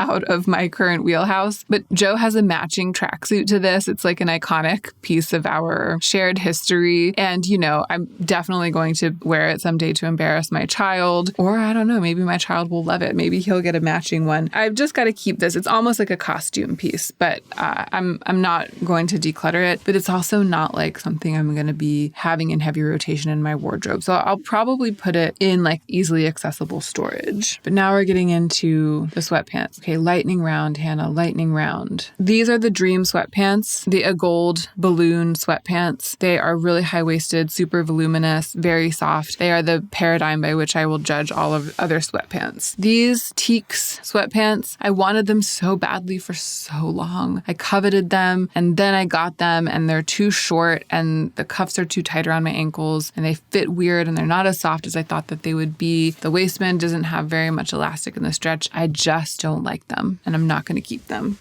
This is the bottom half of an Aviator Nation tracksuit that is also kind of an iconic member of my sartorial history with Joe. We both have like a couple pieces of Aviator Nation and I don't know, it's just like a thing for us. These, I don't like how they fit as much. I think that this is one of those things I need to, if I were being really harsh, I would declutter them now because they're just a little low-waisted on me. And I've always loved the idea of them and then never quite loved wearing them as much, especially after that first flush of passion wore off. But I just can't part with them right now. So I'm going to put them also in the box of like, let's see how I feel after these are put away for a while clothes, but I'm taking them out of rotation. This is another pair of the gold balloon sweatpants, the black pair. They're slightly heavier fabric than the like light heather cream ones, but I still really love them. This is the bottom half of a Susie Condi tracksuit that Joe bought for me once on like when Net-a-Porter was having one of their clearance sales. They were like incredibly discounted. He bought me the matching top and bottom. It's just not my color, y'all. I love how they fit. I love how the jacket fits too, but it's just not my color and I think I need to let it go. This is a pair of old Aritzia sweatpants. I've worn them a lot and they have been kind of cozy, but they're kind of short for me, kind of high water, and they've been eclipsed by the ones from a gold, which are just 100 times better. So I'm going to declutter these. Okay, and lastly, these two pairs of Uniqlo sweatpants. I thought I would love them and I just don't. And I am going to declutter them, and that means that I'm just keeping the black and the cream gold sweatpants. And I just bought myself a pair of Aviator Nation sweatpants that I know I'm going to love in their recent sale. So I know that I'm going to have those and these two. And between the three of them, I think that that is going to be perfect. And I want to always know that I just have those three. Oh, but there's also that brown pair that I was wearing at the beginning of this declutter. Did I put them on again at the end? Oh yeah. So this is the other thing, that for the past 2 months since we've moved, these sweatpants, these taupe sweatpants, are the only ones I've had. Like, everything else has been packed, and I've been fine with just the pair. So it's like, I don't need that many, you know? I'm excited to have these two back, but I don't need a huge drawer full of sweatpants. I don't need a constant flood of sweatpants. Like, I just need a few really great, really well-made pairs of sturdy, luxurious sweatpants. And I am glad to have whittled it down to just a few. Okay, that's it. All right, I counted them up. So these are rough numbers because there's a little bit of a mess over here, but it looks like I've decluttered at least 25 things. And my final count for my current wardrobe of pants is about 30. So that's great because it feels like it's kind of close to half. I mean, it's give or take a couple on each side. I think maybe a few more. I might not have counted like the leggings and workout pants in my complete wardrobe of pants that are in rotation. So it's maybe more like 33. But that feels like a lot. If I just have about 33 pairs of pants in rotation, and you know, a third of them are only for the winter, and then a third of them pretty much are for the summer, and then a whole 25 pairs of pants have been decluttered, I feel a lot more successful than I thought that I was going to feel at the end of this. So that's great. There are about 15 pairs that are going into storage for one reason or another, either because they don't fit quite right now, or because I know I don't want them in daily rotation. I need to sit with them a little longer before I can decide. And that feels about right too. I do think that my aspirational wardrobe will have a few fewer pairs of pants in it than the 30 that I've ended up with. And I do aspire to whittle down the collection that I've ended up with at the end of this declutter a bit further. But I know that today is not the day for that. I know that I can't go on. I can't do that anymore. And I do think that it's wise to live with my initial edit for a while before I go in and make another edit. And that's what I'm going to do. Okay, I promise that probably none of the other declutters in this series are going to be this long and this intense. I think dresses are up next, and it'll probably be like 20 minutes. So this is my dress declutter. The wardrobe declutter series continued, and I just put this dress down because it's the first one and it's all dirty. There's something weird going on and I need to clean it, but this is the intro, so I'm sorry you have to look at this dirty dress. I'll try to speed through the intro for a variety of reasons. Here's the status. I filmed the pants declutter. It was absolutely harrowing. It was so long. I realized partway through that I didn't really have a clear vision, and I realized that I needed to do some work behind the scenes to kind of get myself together to do the entire declutter series. But I filmed the pants B-roll and the pants declutter before I realized that. And then I realized it, but I had also already filmed the B-roll for the dress declutter. So I had taken all the footage of myself trying on all of the dresses in my wardrobe. So I'm going ahead and filming this part of the dress declutter because I think it's going to be a lot easier than the pants declutter. But I'm also partway through preparing another video that's like an overview of the declutter process and an explanation of why I think that it's so difficult for me right now. Just like talking through all of the feelings, because I've been having a lot of feelings and it's been a lot harder than I thought that it was going to be. I'm also working on a Pinterest board of aesthetic inspiration for style that I think is going to give me a lot more direction. So right now I'm in this kind of in-between place where I'm starting to figure that stuff out. I'm starting to get my wits more fully about me than they were during the pants declutter, but I haven't fully gotten them about me, but I'm going ahead and decluttering the dresses. So it's not perfect. It's not perfectly organized. My mind and heart are not perfectly organized, but you know what they say. Nothing is perfect. Nothing is, what is it? Nothing is finished. Nothing is permanent. And now let us get into the meat of this video.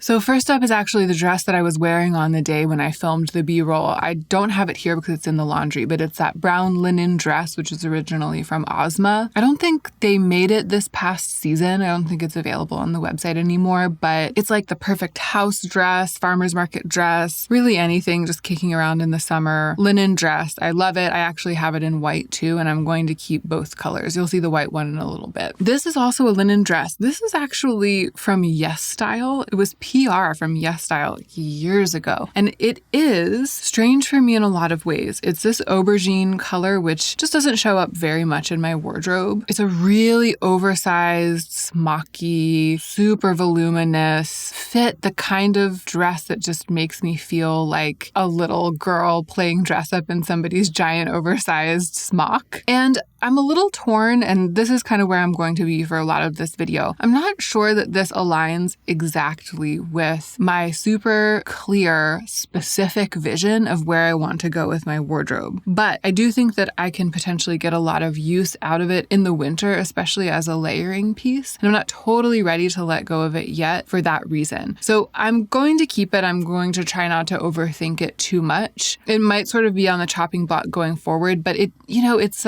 kind of an avant-garde silhouette in a way. It's very like she's going to an art gallery, which is kind of part of my personal style. It's like an aspect of my personal style. I could really see it working with knee-high boots with a small heel. I can really see it working underneath an oversized sweater, which is the way that I've worn it in the past. I might come back at the end of the entire wardrobe declutter once I've got my head screwed on a little bit tighter and make some edits. And I could see this potentially going in that round, but for now I'm going to keep it. Okay, this. A friend and I went thrift shopping when I was really quite pregnant and barely had anything to wear. And this dress was one of the things that I tried on there at the thrift shop. And I was like, I'm not going to get it. I think that I was already leaning away from this color in my life. And I knew that it just maybe wouldn't necessarily sustain in my wardrobe. But my friend was like, I really want you to have it. I'm going to get it for you. And you can see why. I mean, it was a really good dress for me at the time. This color is objectively really good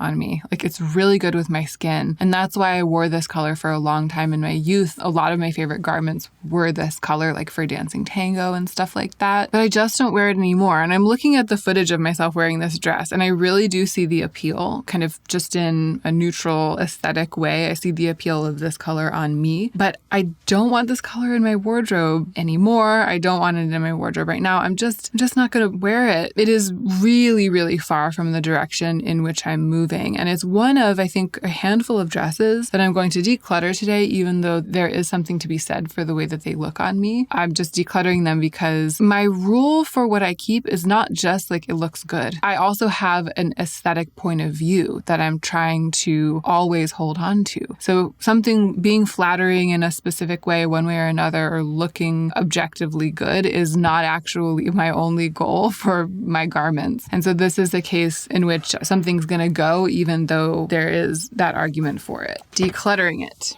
All right, this is the same situation, but much more difficult because this is a designer dress. It's a Bathsheba dress. There's a lot of history with it. There's some sentimental value because Julia bought this during the pandemic when we were living together, and then she didn't like it and she gave it to me, and I wore it a lot during that time. It's kind of got the same coloring going on, and for some of those same reasons, objectively, it looks good. This collar, this sort of weird faux Western situation up here, it doesn't look bad. Like, I look at myself in the footage and I'm like, oh yeah, it's cute. It looks cute and I look good in it, or I could dress in a way that made me look good in it. But it's not me anymore. And I have to be clear with myself about that and not be seduced by just the fact that it looks cute. Because the thing is, I put it on now and it looks cute now. And I just know that in my heart of hearts, I don't really want to look cute in this way. And so I would be keeping it because it's hard to let go of something that looks cute. But I wouldn't wear it. I haven't been wearing it and I wouldn't wear it. So I am going to declutter this. Here is the white version of the Ozma dress. I guarantee you that there will be people who feel feel like the Bathsheba dress was better, right? Like it looked sort of a bit more polished, tighter,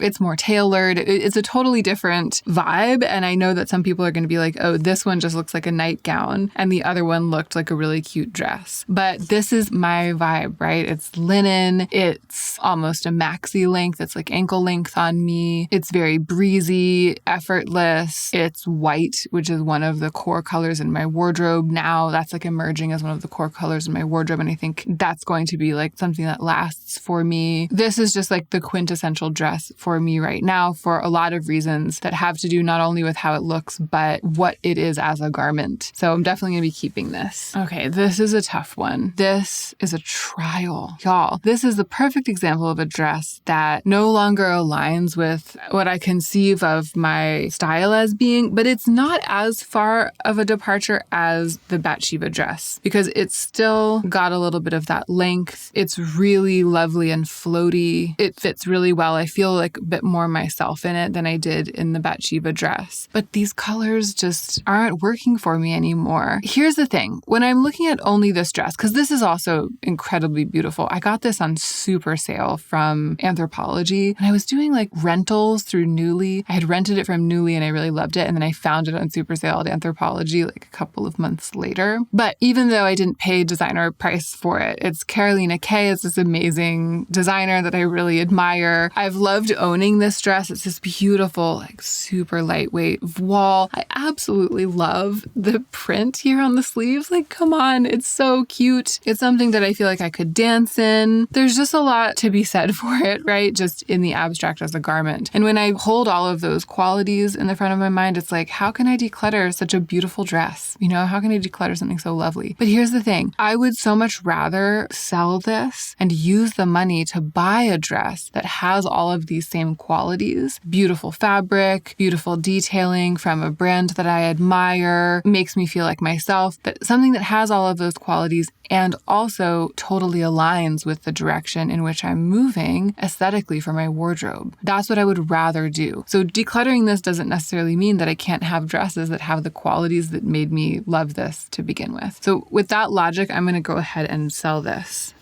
This is another tough one. In my heart of hearts, I want to sell this. I want to declutter it because I don't particularly feel good in it. I bought it. It also has sentimental value, a lot of history. I bought it on a shopping trip with Simbri at the Real Real in New York a couple of years ago. I've worn it for a couple of memorable YouTube videos. I wore it when I did the collaboration with the Financial Diet. I wore it in one of those videos. It is a little more aligned aesthetically because it's, black and cream. The color palette is a little bit more muted. I just don't think it looks good on me. I don't feel like I look good in it. I think it's something maybe about the sleeve length. And I toyed with rolling up the sleeves when I had it on, but they're not really designed to be rolled. I always conceived of it as like a really good hostess dress that I could wear when I have people over to my house. But whenever I have an occasion to wear it, I put it on and I feel a little dowdy in it. I think it's also maybe the length, where it hits on my leg. I just know that I can do better. And same as before, I could sell this and I could take that money and I could do better with that money with a different dress. So, oh my gosh, this one's gonna go. Y'all, I feel like I'm doing really well. I am more clear-headed than I was in the pants declutter. This concept of making space so that I can have dresses that are really aligned is helping me let go of things that had sentimental value. And that's really key right now. But here's one that I'm gonna keep. I just love this dress. This I got when I was in LA. When I went back to LA, after we had moved away from LA, I went back and Julia and I and a bunch of the other aunties took Julia's baby to Disneyland and we had like this Disney day and then we did a bunch of other things. And one of the things that we did was we went shopping, and at this LA shop that I always have really loved, I found this dress, once again, this amazing brand, Barena Venezia. And once again, it was on like super sale, like 70% off or something like that. I love the color color. It's really bold, simple, and this is a color that I love to have in my wardrobe. It's like my pop of color is cherry red. This dress has an interesting combination of formality and informality. It's pretty easy to wear because it's this heavy knitted material, but because it's so heavy, because the knit is so heavy and it's like double faced and it's sewn really, really impeccably well, it retains its shape. It doesn't sort of get saggy and baggy and informal looking and kind of ratty looking over time because it's so beautifully designed. So I've worn this to really informal, just dinners, just around the house, like puttering around the house. My friend Jess said this would be a good puttering dress. She calls it my puttering dress. And I could see myself puttering around the garden in this, just like not doing anything super mucky, but in a casual way. But it also works to dress up. And I like having pieces like that in my wardrobe. This is just, it's still working for me. It still fits. The length is long enough that it doesn't hit me at an awkward spot, which is something I noticed in a lot of the dresses that I don't really love to wear. So this is a keeper. Another Carolina K that makes a strong argument for itself as a keeper, but that I don't really want to wear. I got this from The Real, actually. I bought it secondhand a couple of years ago, and I really loved the idea of it at the time. I've used it a lot as like a layering piece under sweaters to create that look in the winter where it's like a heavy piece of knitwear on top and then a voluminous printed skirt on the bottom, because it's amazing for that. It's like an amazing layer for that. But I would so much rather do that with a solid skirt than a printed skirt now. And once again, it's like this thing where I think it's always been a bit better in theory than it is in execution. And I put it on and I just don't feel like myself. I feel like it is sort of the last vestige of a self, a version of myself that I was evolving out of right around the time that I bought it and wore it like for that 1 year after I bought it. And it just doesn't feel right anymore. It could also be something about the changes that I've gone through in the last year. It could be that these ruffles don't really feel like me anymore. It could be that. That's one of the things I'm going to reflect on in the upcoming video that's more specifically about style changes. And maybe this garment and this experience will kind of inform what I say in that video or what I end up coming up with to say in that video. You know, it's such a special piece. Someone is really, really going to love it. And for me,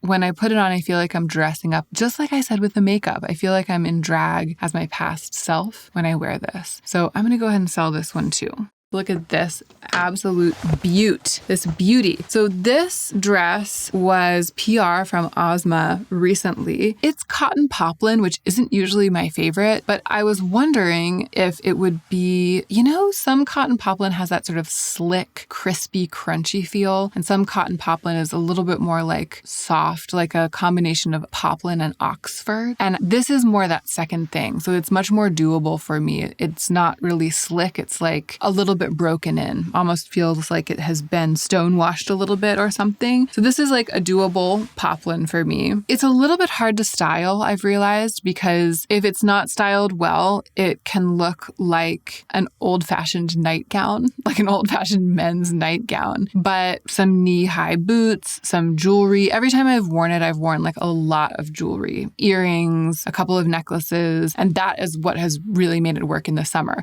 What I'm looking forward to doing is wearing this in the fall with boots and maybe like belting it. It's just such a classic, versatile piece. I also have seen it styled on the Ozma Instagram as like a beach cover-up. So keeping it unbuttoned and just wearing it as an open shirt, a really long open shirt. And I could see myself doing that with this as well. So this is it's such a beautiful piece. It's so aligned with the direction in which I'm moving aesthetically. My Pinterest board is like all over white cotton Oxford type things. I mean, this type of thing is just everywhere. And I've got to say, I'm not mad at the way that it looks in the footage that I took where you can like see my underwear through it, because I love sheer stuff. And I mean, I just had happened to wear dark underwear on that day, and it was unfortunate for modeling things like this. But looking at it, I actually kind of like it. I think it's fashion. So that's giving me some ideas. I might actually wear this in that way intentionally. It looks amazing with the knee-high boots. I'm really here for it. Okay, this piece.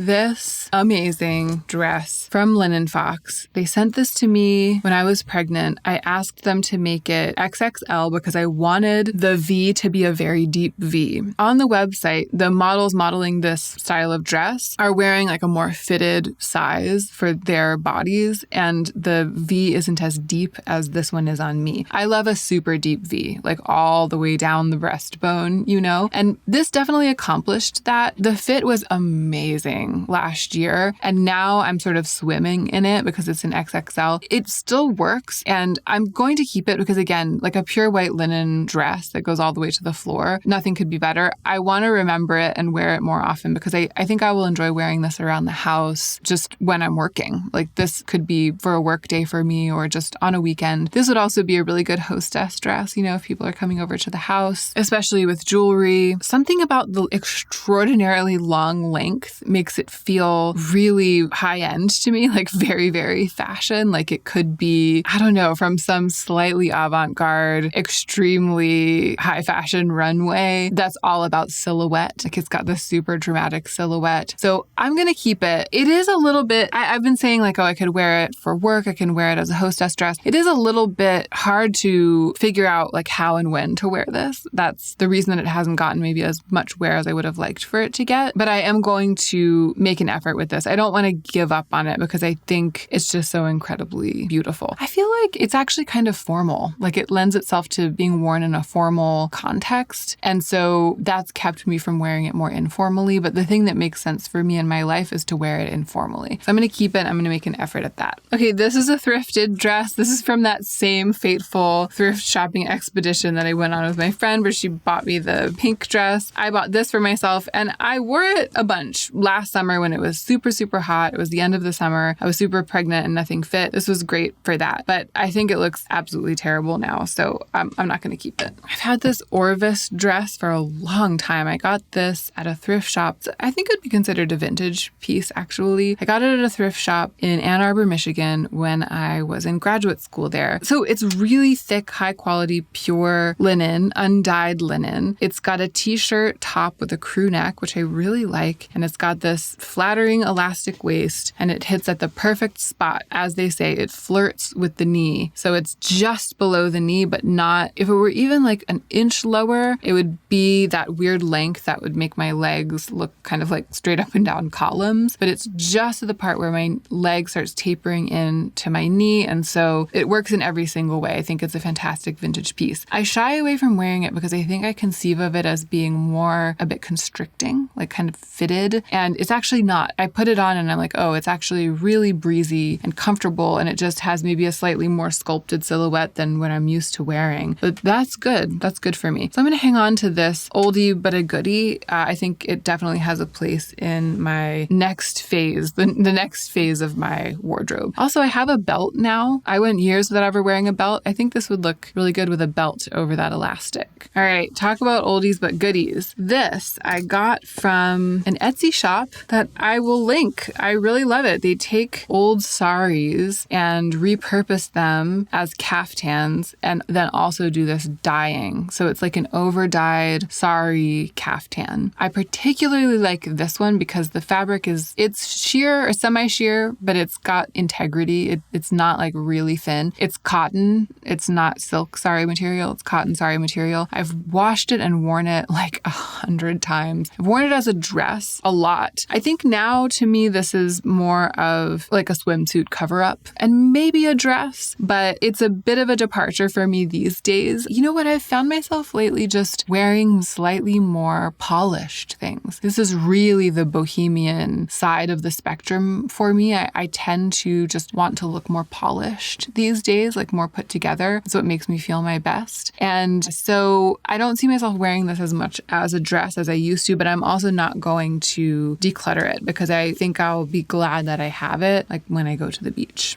Okay, y'all, this. How am I going to rationalize my decision to keep this dress when I got rid of things that looked good but didn't fit my vision? You know, floral like this isn't really on my mood board, but I want to keep this dress. It's kind of a sparks joy situation, but it's not just that the dress itself sparks joy. It's that I like how I look and feel in it. And I could see myself wearing it in a way that I can't see myself wearing that like ruffled tent from Carolina K. I mean, it does look better. It's more flattering, right? It's more fitted. I got this a really long time ago at a Nordstrom rack in Ann Arbor, Michigan, back when I was in grad school there. It's a bit more fitted on me now than it used to be. It used to be really slouchy on me, almost like 1920s style, like flapper style. It's this interesting, like lightweight wool, I think wool viscose blend. So it has that slinky drape. But honestly, it fits me better now. I mean, it's a size 8, so it was always a bit drapey on me. And now I think it fits me just right. It's fitted through the shoulders, fitted in the waist, the perfect length to be just brushing the floor without dragging too much on the floor, especially with shoes. I'm not totally sure when and where I'll wear it, how often I'll wear it, but I just can't bring myself to pass it up because if the occasion comes along that calls for it, I'll be excited to wear it. And part of what I've been thinking about with sculpting my wardrobe from the block of stone that is my existing wardrobe, like sculpting my new wardrobe from it, is that it's okay to keep things that are sort of outliers here and there that don't align perfectly with the aesthetic that I've conceived of. I don't want it to become too much of a monolith. I want to keep some exciting pieces here and there, even if I don't have a really strong reason why, just as long as there aren't too many of them. I'm not keeping every single thing that has a single good quality. But a floral piece here and there, just the right one here and there, makes sense to me because I don't want to squeeze the life out of it,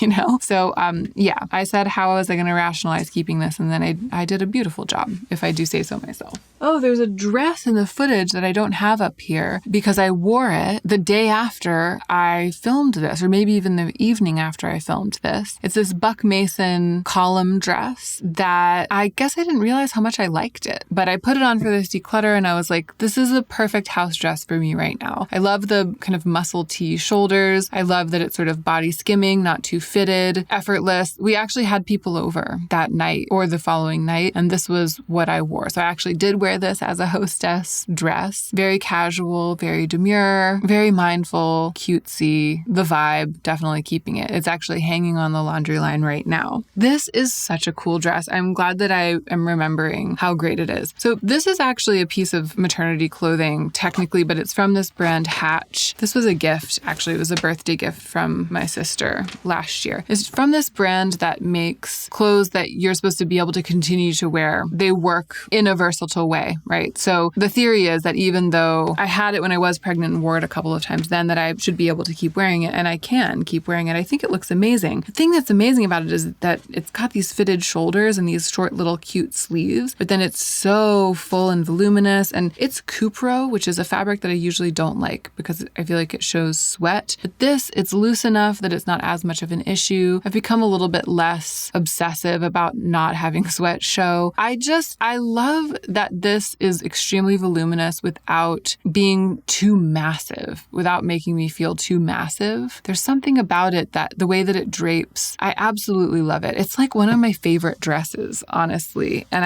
I want to wear it more often. This is definitely, it's like exactly in line with what I want for my dress wardrobe going forward. Because it's minimal in a lot of ways. It is simple, but it has silhouette drama, and I live for that. This is an amazing piece from Stork that is also a maternity garment. I was so glad to have this last summer. It was like the only thing that I wanted to wear. It's too big now, though. I'm going to keep it in case I want to give it to a friend or use it myself ever again, but I'm going to put it in storage. All right, a classic piece for me that no longer has a place. So this was one that I bought from my Nuuly rental back during that time when I was living with Julia and Ollie. And I wore it to pieces. I mean, when we were just all at home all the time, it was something like this, just a smocky tent that you throw on that has something cheery about it to just brighten your day because everything was so monotonous and weird. It was this exact kind of garment that I wanted to be wearing, and I wore wore it 1,000 million times. And now it reminds me so much of that. It reminds me so much of that time. And I just never want to wear it again. I'm going to sell it.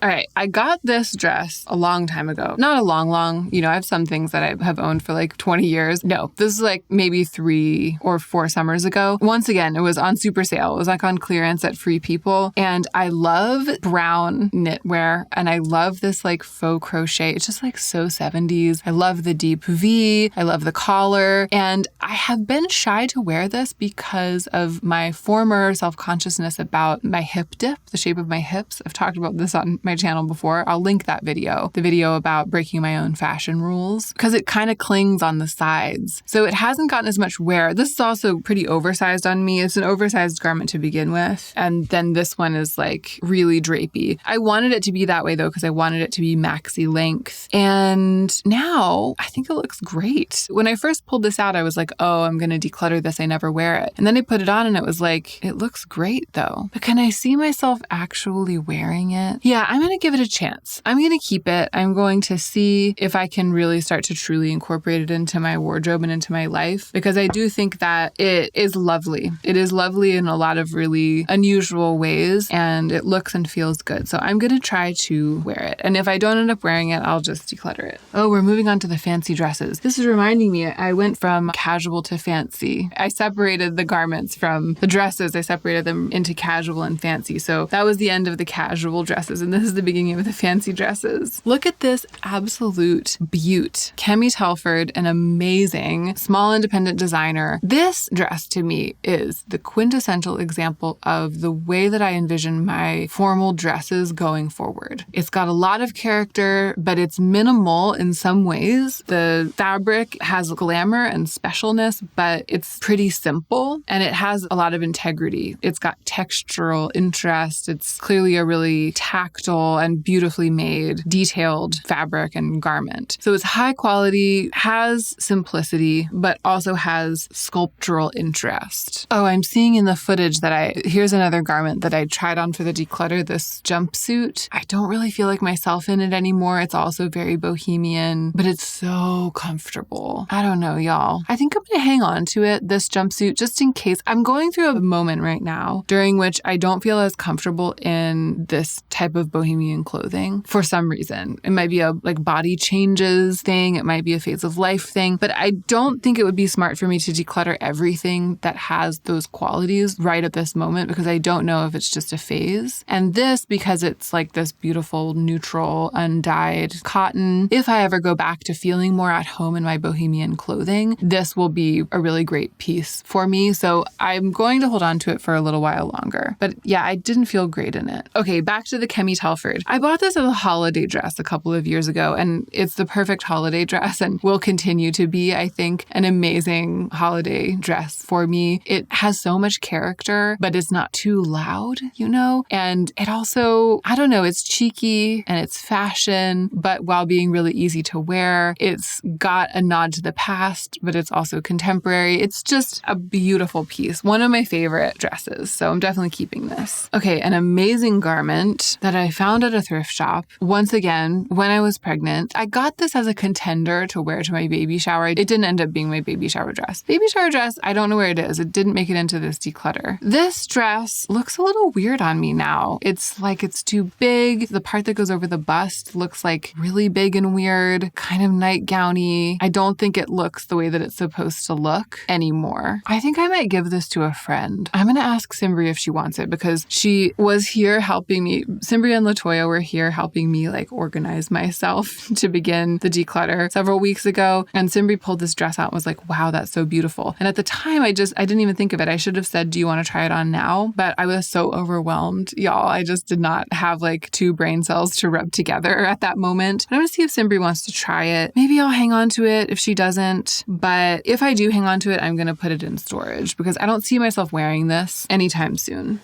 Oh yeah, it's totally time to feed Felix. Okay. Y'all, I had to go do something, and then one thing led to another, and it's been kind of a long time. So I hope it's not too discombobulating. But here's what I was about to say. A Marnie dress that I got at a thrift shop. It was one of those sort of consignment-ish shops. It was like a Buffalo Exchange type place so long ago. I mean, maybe 15 years ago, maybe more like 12 years ago. You can tell it's had a lot of wear. It's got a little dinginess around the edge. I absolutely love this dress. I love it to pieces. And you know what occurs to me just now? Is this not butter yellow? I mean, I think of it as cream, but really it's like a cream yellow. I should be wearing this right now while butter yellow is in. The design is so brilliant. It has this beautiful, weird kind of detailing on the back, and it sort of poofs out in the midsection. You can tell that it's supposed to be like that. And even though it clings on the hips, it just works for me. It's very body skimming. It's such a strange, unique, original design that is like a nod to flapper fashion, a nod to 1920s styling, but it's also somewhat contemporary, and it has these puffed sleeves, which makes it different from that. I don't know. I just think it's a really special piece. I feel lucky that I came across it when I did. Sometimes I wear it to like holiday parties, you know, that kind of thing, and I think that it works really well. It's particularly good with heels. I don't own very many short dresses, so this is just a really cool piece, and it makes me think that when we start getting into the formal dresses, I don't know why I'm taking the hanger off. As we start getting into the formal dresses, there are dresses that I own that I think of as almost like collector's pieces for me, like members of my collection that I don't wear very often, and I guess in some cases might never wear again, but they make sense as fixtures to me. And for some reason, it makes more sense to have formal pieces that are like that than slightly informal pieces. So not that I think that I will just keep this and not wear it. I do think that I will wear it again, but it also feels like, I don't know, like a real collector's piece for me in my personal history. All right, this old thing, I think we're finally cutting ties. This is a Reformation dress that I bought, I think it was like right after I moved to LA. Like the first time I went out in LA with Julia, and I was like, let's go to Reformation. And it has one feature that I absolutely love. You can't see it here in person because I think it's too dark, but you'll be able to see it in the footage. It has an incredibly deep V neckline, and it has this brilliant construction. It's like elastic sewn into the V, and then it's very heavy, so the bottom half of the dress sort of pulls it down so that it keeps its structure and it doesn't slip. I love a very deep V, and this is maybe the most brilliantly designed and deepest V that I've ever come across, and I've gotten so much wonderful wear out of it. I have loved wearing this dress. I used to love wearing this dress, and I've loved the times that I've worn it back when I used to wear it. Over the years, I've become more sensitive to a bad length on me, and this is a bad length on me. And back in the day when I used to wear it a lot, I always felt super fierce, super cute because I loved the way the top half looked, and I think that that was valid. But as the years went by, I became aware that I always felt really dowdy and uncute from like the knees down in this dress, and I eventually realized that it's just the length. It hits right at that spot directly between my ankles and my knees that makes my legs just look like solid columns. It's so unflattering, and I think also kind of unstylish. And I know that someone's going to be like, why don't you hem it? But I think hemming it would kind of unbalance the proportions of the dress. I think the thing to do, and also even the top half doesn't fit the way that it used to. It's kind of played out for me, this dress. And I think the thing to do is to sell it and thereby pass it on to someone who is shorter than me and for whom it'll be the perfect length. Because it is really a cool piece. This is really interesting. So hilariously, it's kind of like the silk version of the same dress. It's got the really deep V. It's from the same era of Reformation. This is one that Julia bought to wear to an event, and then I think she didn't love it on herself and she knew she wouldn't ever wear it again, so she gave it to me. I do love it. It's like the perfect super formal dress for me, and I think of it as that, like, best dress ever. But if I'm remembering correctly, when I put it on this time, I didn't love it as much. I think I felt a little bit like I was in drag as my past self. I think it's something about the sleeves, like something about the sleeves. Right now, I didn't remember that the slit came so very high up in the front. I mean, objectively, I think it does look good, and I also think that it is very aligned with my current aesthetic and I think what will be my aesthetic going forward. I could see an event coming along and this being the perfect dress for it. And because I could see that happening, it's kind of hard to let it go. But at the same time, if an event came along, I would be excited probably to acquire a dress that I like even better than this one. And if I didn't have this one, then I would have the space in my wardrobe to do that. And if I sold this one, then I would have a little budget to do that. So I don't know. I've always thought this was like a dress I would never declutter because it's so great and it fits so well. And I love a deep V. But yeah, I don't know. I put it on and I felt a little bit Elvira, Mistress of the Dark, and it just didn't feel like the thing. I think I'm going to tentatively put it in a declutter pile. This, on the other hand, such an oldie, such a goodie. I bought this in Belgium at a vintage clothing store when I was there touring Europe as part of a weird avant-garde theater troupe back in my early 20s. So this is like a lot of history. Not only did I buy it when I was there on that tour during my brief career as a stage actor, but I actually wore it to, it wasn't the opening night of our show. It wasn't the first time we'd performed our show, but it was like the opening night of a theater festival. I think it was in Ghent, and it was a big theater festival in Ghent. And I bought it there, and then I wore it to the big party that was like the opening night party of the theater festival after we had performed. It is just an amazing piece of vintage fashion, and it fit more loosely then. It still fits. The length is great, flirting with the knee, just below the knee rather than being a little bit awkwardly too long. I love the neckline. I love the length of the sleeves. It feels like it was made for me, and it was probably made for someone who has similar proportions to me. So it feels really custom. I just could not love it more even after all of these years, and I've worn it so many times. I've worn it to so many dinners, so many poetry readings, so many theater shows that I've gone to see, like sat in the audience wearing this dress. It's one of my most worn dresses, and I feel like it hasn't gotten old. I just feel like this is going to be, I hope that this will be a forever dress for me. It still feels that way. It's also interesting because it's navy blue and there's not a lot of blue in my wardrobe, but it doesn't feel out of step with what I am doing,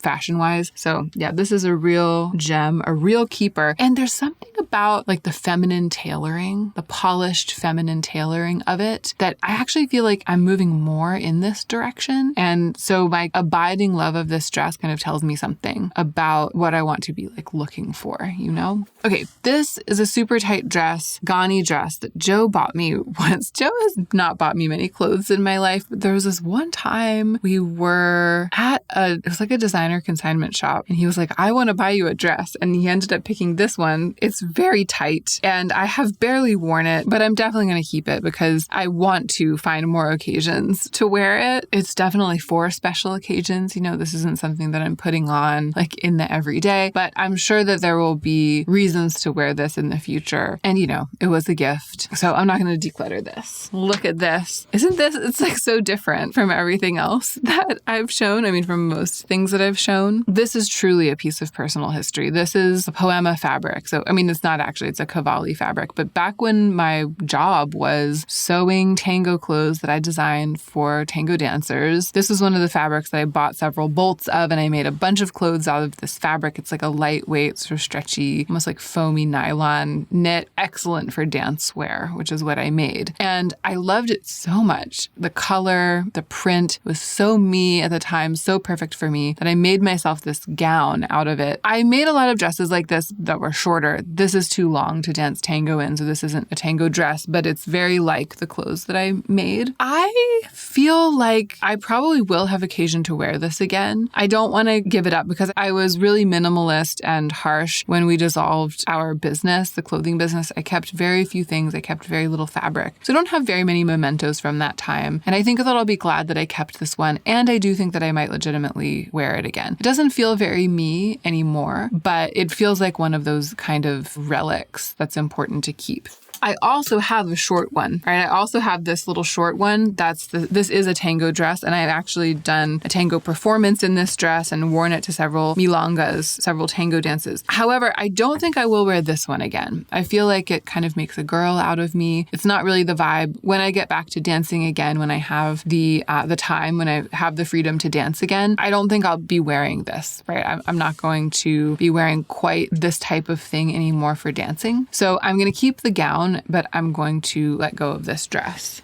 Okay, this one kind of surprised me. I think that the last time I tried this on, I didn't like the way that it looked. For whatever occasion I was about to attend, I chose against it and I was like, oh, maybe I should declutter that dress. So I was kind of expecting that I wouldn't like the way that it looked, that I wouldn't like the print or something. It wouldn't feel flattering. I loved the way that it looked and I loved the feel of it. I feel like this is a really good slight departure from my usual solid color, super minimal, sleek, but still retaining the silhouette, intrigue, the chicness. It's also 100% silk. This is one of the last things I bought before my no-buy year. I panic bought this from Aritzia in December of 2017, right before I started my no-buy year. I remember it so well. And I'm going to keep it. I put it on and then I put on my tall boots with it because I just feel like that's a great outfit. And I immediately just wanted to wear it right out the door, this outfit. It feels very 70s to me and I'm really into that. I feel like it works with my haircut. I'm feeling this dress right now. I have a resurgence of my love for it and I'm excited to wear it in the fall. Okay, wow. Another absolute classic piece of my personal sartorial history. So this also came from a sort of thrifty consignment shop back when I lived in Portland, Oregon, probably around 12 years ago. It was a real find. I remember it was $50 at the thrift shop, which is a lot for a thrift shop, but not a lot for a Chloe runway piece. It was literally a runway piece. I've dug up the pictures of the Chloe runway that this dress was part of, which is a long time ago. I mean, I feel like it's maybe a 2007 or something like that. And I've worn it so many times. It's stained. It doesn't really fit right anymore. It's pretty short. I could theoretically wear it to something. I mean, it does fit, right? It doesn't not fit. I could wear it to something. I probably wouldn't. I feel like it's totally my past self drag. It's very girlish, but I don't want to part from this. It definitely feels like it belongs physically in my life. I think I will enjoy in years to come seeing it there in my closet and remembering myself, kind of. That's how I feel now. Maybe the day will come when I'm ready to, give it away or sell it or something like that. But for now, it's one of these interesting cases. I don't think I'm going to be wearing it, but I'm also not going to be giving it away. I'm going to keep it. Is that everything? Oh no, there are these tango things. Gosh, it's hard to know what to do about this. I bought this in Buenos Aires when I was there studying tango. It has seen so many dances, so many dances. I love the way that it fits. I love dancing in this thing. It's just the perfect silhouette. It's really comfortable. I don't know. I can see myself in the footage. I put it on and then I was wanting to dance. I could see myself when I start dancing again, being glad that I have this because it's something that I can just throw on and go dance. So I'm going to keep it for now. I think I'm going to keep aside a couple of little garments that I have just for that reason, just for tango. And then once my dance life starts up again, if I don't find myself wearing them, then I will let them go. But that's going to be the case with this one. And I think it's also going to be the case with this absolutely wretched, busted dress. It's got a hole in the sleeve. I have washed it so many times it's basically threadbare, but I don't know, having something like this that's basically falling apart, but that's perfect for dance because tango, it's very sweaty. The clothes, they get kind of a workout. I love this because it's so leggy, but it has arm coverage, but it's not too hot to dance in. Yeah, I think that I'll be glad that I still have these two worn to bits old pieces of my tango wardrobe. And maybe I hope that I will replace them. I hope that I will update them, but I don't want to be stuck with nothing to wear to go dancing. I don't want to have to buy things before I can dance again. So I'm going to just keep them for now for practical reasons. That's it. That is it. And y'all, I decluttered so many dresses. I'm going to count them up. Okay, it looks like I decluttered 10 or 11 dresses. Everything's sort of in a mess on the floor around me, so I'm not sure if my counting is precise, but it's roughly a third. So I think it's 11. I counted 11 dresses that I decluttered and almost 20 dresses in the other pile. So it's a little bit more than a third of my dresses that I am going to sell or give away or donate. And I really feel like it's clearing the decks for me to rediscover what a good dress is to me. Because my dress wardrobe really, maybe more than almost any other part of my closet, feels like it's full of relics of the past. It really does feel dusty to me, a bit musty and it could use a little bit of rejuvenation. And I want to clear away what's gunking up the works before I add. I don't want to be just trying to rejuvenate by adding new dresses on top of old dresses. And I think that by taking out a third of them, I've really done that. I've of pruned the dresses way back and allowed for new growth. And I'm curious to know what that might look like. Not immediately. I can't be running out and buying a bunch of dresses right now, but I think that there will be some organic growth in the dress department, and I'm really curious to see what that will look like. I hope you enjoyed being here with me today. Thank you for coming along with me while I decluttered my dresses.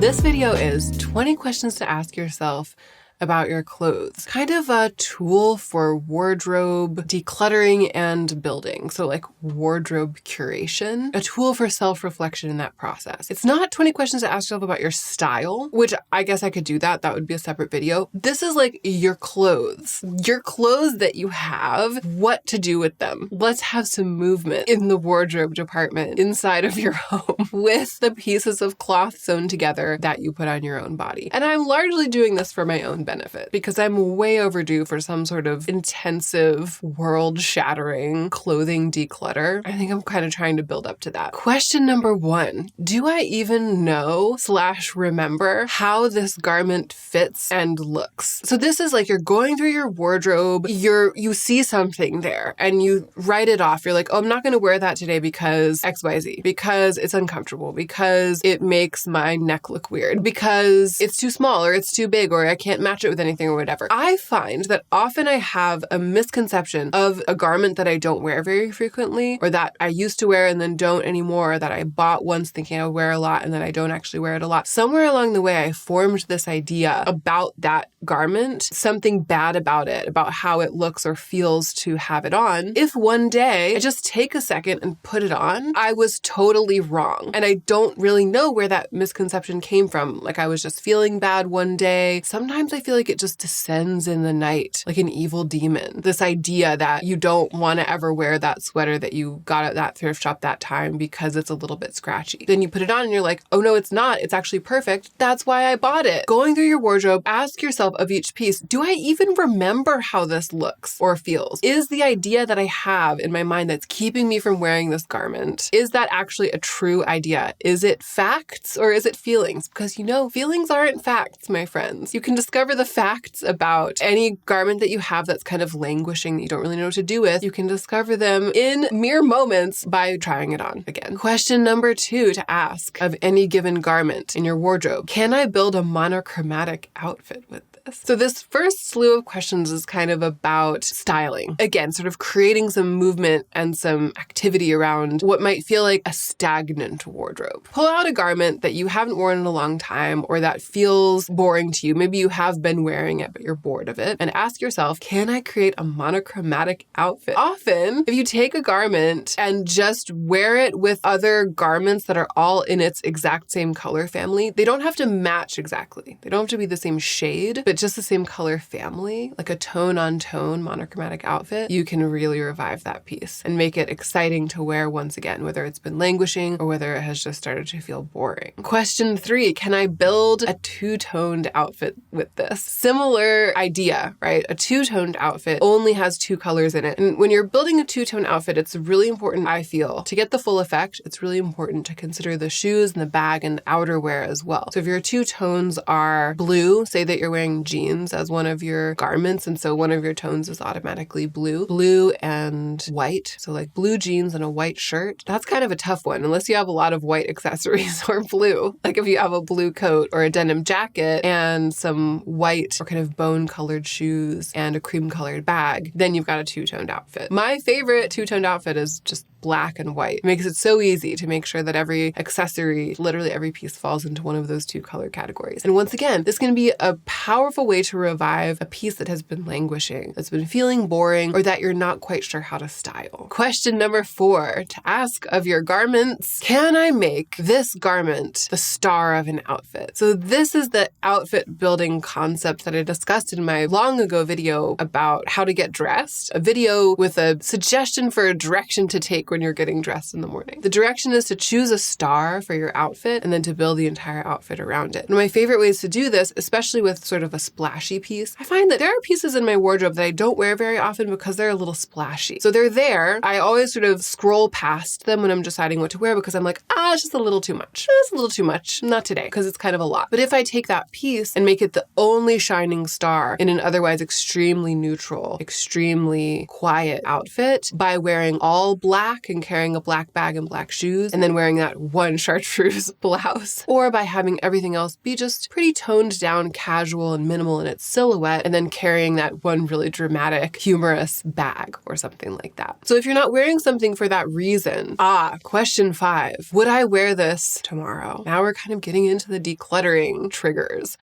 Would I wear this tomorrow? Can I dredge up a feeling of excitement about wearing this tomorrow? If I think about wearing this tomorrow and the answer is no, why not? This to me is a really powerful question that also comes in handy when I'm clothes shopping. When I'm out at the thrift shop with my cousin and we're trying stuff on and something's really exciting and dynamic and it's like, these wild yellow silk pants and they look so cute because they just happen to fit my waist perfectly. And she's like, oh my God, you have to get them. They're perfect for you. And then I'm like, but would I wear them tomorrow? Would I wake up tomorrow morning and be excited to wear them? And the answer is no, because I don't really wear yellow and it's a little too formal for me in my lifestyle right now. I wouldn't want to get that silk dirty. And so I'm like, no, I wouldn't wear them tomorrow. And then would I wear them the next day? Actually, no, I wouldn't wear them the next day because nothing will have changed. And then I'll wear them the next day and the next day. So then it's just like, I'm there in the shop and yeah, they look amazing, but when will I ever wear them? If I wouldn't be excited to wear them tomorrow, possibly never. Likely, probably never. So if you ask yourself, would I wear this tomorrow of a garment in your wardrobe? And the answer is an unequivocal no, but it's not for some really clear reason like, it's a tuxedo and I'm not going to a wedding tomorrow, you know what I mean? Then maybe you'd wear it never, and that is a real candidate for the declutter. How do I feel when I wear this? You might think that this would be obvious or something that you think about all the time when you're getting dressed. I think some people do, but I think some people don't. Some people wear clothes all the time, garments all the time that make them feel bad, and just never really check in with themselves about that. Hold up the shirt and say to yourself, how do I feel when I wear this? And if the answer is a little bit self-conscious or itchy or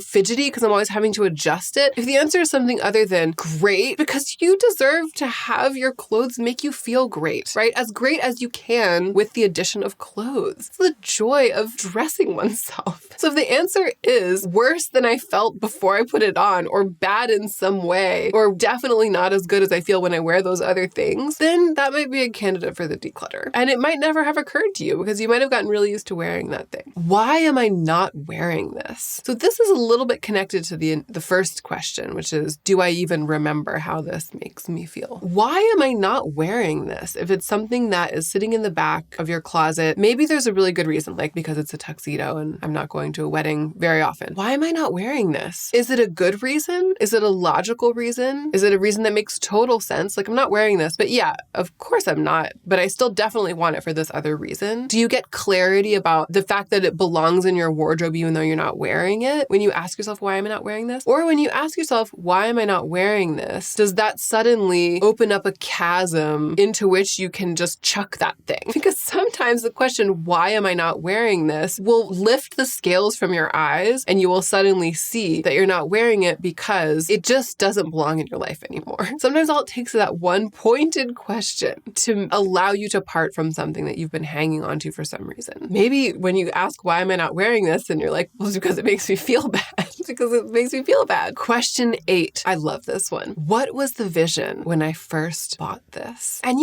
maybe the vision was the vision of a fool, as I often find when I ask myself this question. That also gives me clarity, because what was the vision when I first bought this? Well, when I first bought this, I was 8 years younger than I am now. I didn't know as much about myself as I do now. I didn't know what my life was going to be like now. So at that time, I had this sort of fantasy. I was like, if I buy this, then I'll feel sultry at parties. Not only does it not make me feel sultry, and I don't need it to feel sultry, but I'm also not really going to parties. I asked myself, well, what was the vision when I first bought this? And then I remember what the vision was, and I'm like, she didn't know. She was wrong. And so I don't need to keep this. I don't need to keep trying to make it work when that vision was so off base and I've come so far since then. But sometimes asking yourself, what was holding a thing up and saying, what was the vision when I first bought this, brings back the excitement, the feeling of creativity, the sense of hope, the version of having having a fantasy self that you can actively work towards. Maybe you can work towards it by wearing the thing because you had this vision, this fantasy, and now you own the garment. And so by wearing it, you can actually kind of step towards that fantasy of yourself. What was the vision when I first bought this? Well, it was a vision of myself boldly wearing red, which I haven't been doing because it feels scary to boldly wear red. All I have to do to embody that vision is wear the sweater, wear the red sweater, and then I'll be experiencing the thing that I imagined for myself when I first bought this.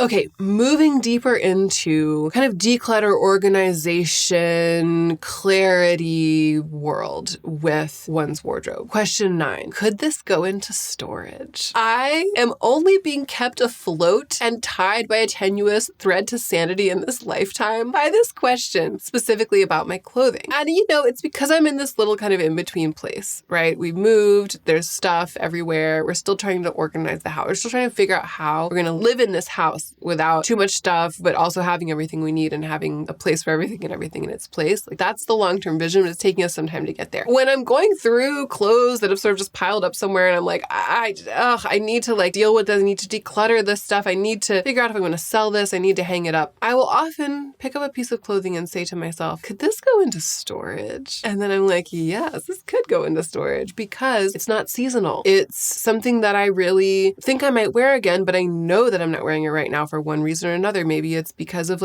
body changes or lifestyle. Again, because I usually have to wear things that I can easily wipe my hands on these days or something, maybe it's something I really like, but I'm just really not vibing with it right now. Like a print. I'm not wearing prints very much, but some of my beautiful printed garments, I'm not totally ready to part with them because I think what goes around might come around. So I'm looking at it, I'm like, I'm not going to wear this within a year because print is way out from my personal style. Could it go into storage? And then when I get a hankering for print a year and a half from now, I could go dig it out. Yes, 1,000 times yes. So I've been carefully and lovingly folding some things, putting them in storage in clear plastic bins in our basement. And it has been such a good move. And if you ask yourself, could this go into storage? And then you're like, well, no, because it's not worth the space it would take to store. Well, then you know how you feel about that thing. If it's could this go into storage? And you're like, oh no, because I would be like, where is that thing? Storage is too far away from me. Then you know how you feel about that thing. Oh, I love this. A variation on that theme. Question number 10. Could this be archived? This is sort of a new idea to me. The idea of archiving your own clothing. I was putting a lot of pressure on myself about some of my really special pieces that I loved and wore when I was younger, but that feel just a little bit too young for me or a little bit played out. Not everything. I'm not keeping absolutely everything I've ever worn and loved, but a very few really special, like a Chloe dress that I found at a thrift shop in Portland for $50 and then wore to one of my best friend's weddings and to a bunch of beautiful evenings at dinner. But that now it's just a little bit skimpy for me. And also it's green and I don't really wear green right now. And so I see it and I'm like, I can't sell this piece of my personal history. And also it's a really beautiful designer piece that I really lucked out in finding for a price that I was able to afford at that time. So I see it, I have it there and I'm like, I'm genuinely not going to wear this probably ever again. So it feels a little weird to just keep it. And I don't like having it taking up space in my closet. In a comment on one of my fashion videos a couple months ago, somebody brought up this idea of having like a personal archive. That is the answer. I saw that and I breathed such a sigh of relief. And since then I have a handful of dresses like the one that I just told you about that I've been like, oh, could this be archived? And then I'm like, yeah, this really does belong in the archive. And so those have gone into their own storage box in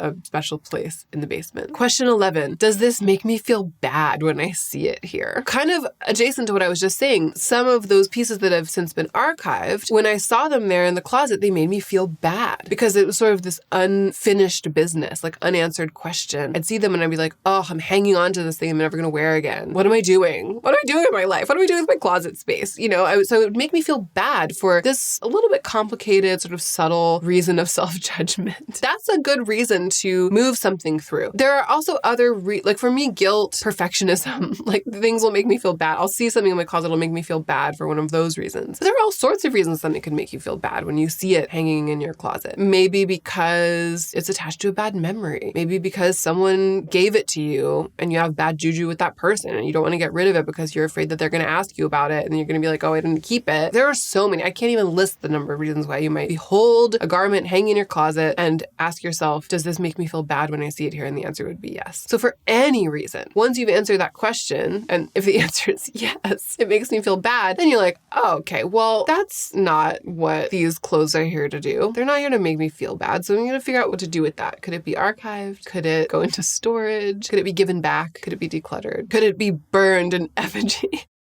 Question 12, the ubiquitous. Am I ever going to wear this again? And as we've established, if the answer is no, it doesn't necessarily mean you immediately have to get rid of it. There are other potential ways you could handle that. Of course, sometimes the answer is I don't know. And then maybe could it go into storage until you can answer that question? Or would I wear it tomorrow to kind of find out if I want to ever wear it again and how it would make me feel? Maybe this should have been a flow chart. Maybe I should make a flow chart. Maybe I need a clothing declutter flowchart. In any case, am I ever going to wear this again? It's shocking how many garments are hanging in my own wardrobe with the answer to this question being probably not and or no. Just no, and they're just there. Even though it seems like an obvious question, it's not. Because we have things, they're there, we're never going to wear them again, yet they stay until you grab yourself by your own lapels and say to your own face, am I ever going to wear this again? That no kind of stays buried under the ground.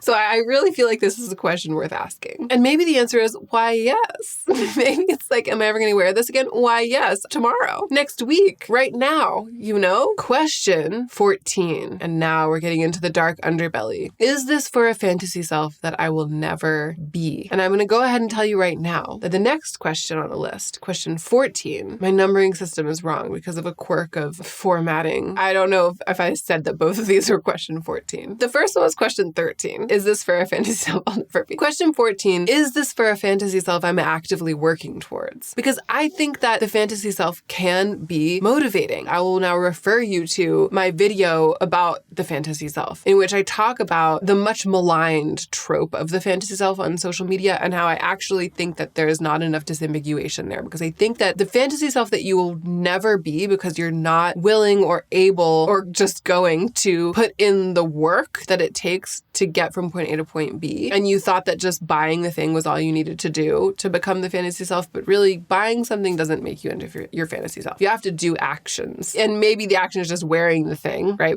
But it sounds like you might not be doing that either. You might even not be doing that, If you're not willing to do the work to take action, then you're not going to become that fantasy self. And we have a lot of fantasy selves. I have a lot of fantasy selves that I'm not going to become because I'm just not going to travel. I'm not going to put energy into the journey from point A to point B. And those kinds of fantasy selves, it's good to recognize that that's what they are. And if your garment is for that fantasy self that you'll never be because you're not going to take the steps to walk down that path, then declutter it because it's probably making you feel bad. If the garment is for a fantasy self that you are in some way working towards actually becoming, acquiring the garment was part of that work, and wearing the garment is also going to be part of that work, start wearing the garment. If the answer to this question is, no, it's not for a fantasy self I'll never be, but it's for a fantasy self that I think have the power to be, and that I have the energy and the motivation to actually become, put that garment front and center and start wearing it because you've got it. It's there. What are you waiting for? You know what I mean? For more information, click through and watch that other video about the fantasy self, because I gave you sort of a summary just now, but I did a much more thorough job in that video because it was the only topic. Question 15. Would I be happier with an upgraded version of this? Now, it's not always possible, right? It's not always possible, but I think that this is a good reference point because there are some garments in your wardrobe or accessories that might be making you feel bad because they're falling apart or they just don't fit quite right anymore because you've worn them to pieces because you really love them. They're not making you feel bad for any one of those other reasons that I kind of talked about. They're making you feel bad because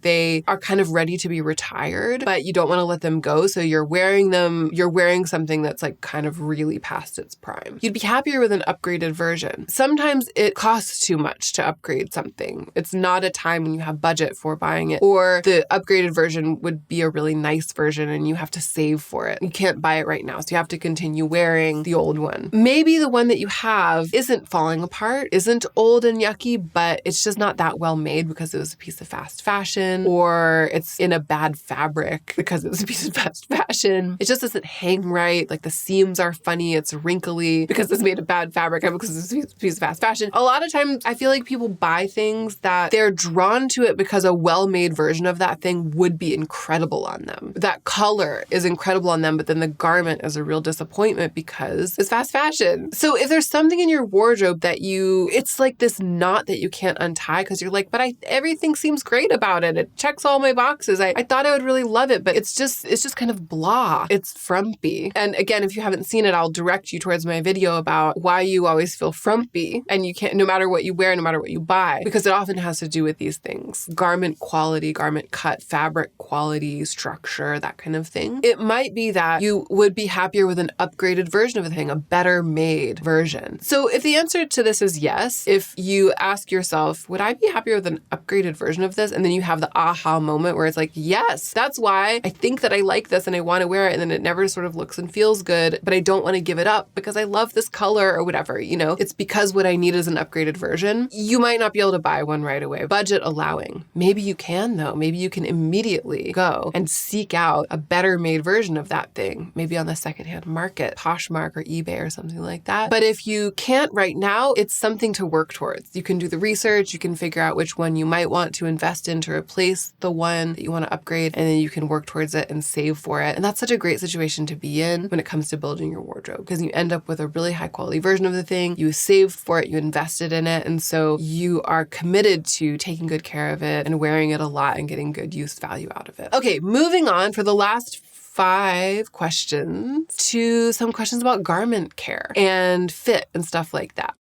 Question number 16, could this be tailored? Could this be tailored? Could this be tailored? A question I feel that doesn't occur to enough of us because we're so used to convenience and having everything like quickly and everything right and having everything be stretchy and everything, you know, it's like something is just not quite there. And the reason that you don't wear it, like maybe in one of the first 15 questions, you answered the question on like, am I going to wear this tomorrow? No. Will I ever wear this again? I don't know. Do I remember how this fits? I think I do. Maybe I don't. And maybe the answer is, well, it just doesn't fit right. It's just like the waistband's an inch too loose or the hem is an inch too short or something. Like it doesn't fit quite right. But could it be tailored? Because the power of having a garment that somebody has just kind of nipped and tucked and made just right for you, or let out, or let the seams down, or done something, you can really revive a garment that way. I have a very long waist, so a lot of times pants don't come up quite high enough for me. I have to size up in them so that they'll be long enough, but then they are kind of baggy around the waist. Tailoring is so amazing for that. The crotch can be lengthened, and then the waist can be taken in to fit higher, and then the hems can be let out. And that's like the pant that, if it had been designed that way, would have been the perfect pant for me. Tailoring is a really powerful option. If it's never occurred to you, maybe something to consider. Question 17, am I really going to fix this? Hot on the heels of could this be tailored? Am I really going to have this tailored, right? So if you've got something like a pair of pants that doesn't fit quite right, that you've been hanging on to for 2 years, just being like, oh, I just need to get that tailored. Those are going to be so amazing when I get them tailored. But then you haven't, you're never going to. You just don't get things tailored. That's fine. Know thyself. And if you're not ever actually going to take it, then just let it go. Let it move on. That might be why it's hanging in your wardrobe, making you feel bad, right? If you see it and it's like, oh, yeah, what's wrong with me? I'm so disorganized. I can never get my stuff. I can never take my stuff to the tailor. It's okay. You don't have to be someone who gets stuff tailored. But if you aren't, then just declutter that thing, because it's just going to keep making you feel bad. Ditto with things that you were going to fix yourself. Sewing a button on. If you are a little bit handy with a sewing machine and you were going to hem the thing, like you were going to hem them yourself, those pants, and you do know how to do it, and you just need to find the time, but it's been 5 years, or there's like a hole in that pocket, you could easily fix it. It's just not a priority, and you don't even really like those pants that much. Am I really going to fix this? Am I really going to have it tailored? Maybe the answer is no, and that's okay. And then you can just declutter it. And maybe the answer is yes, and then you're like, tomorrow.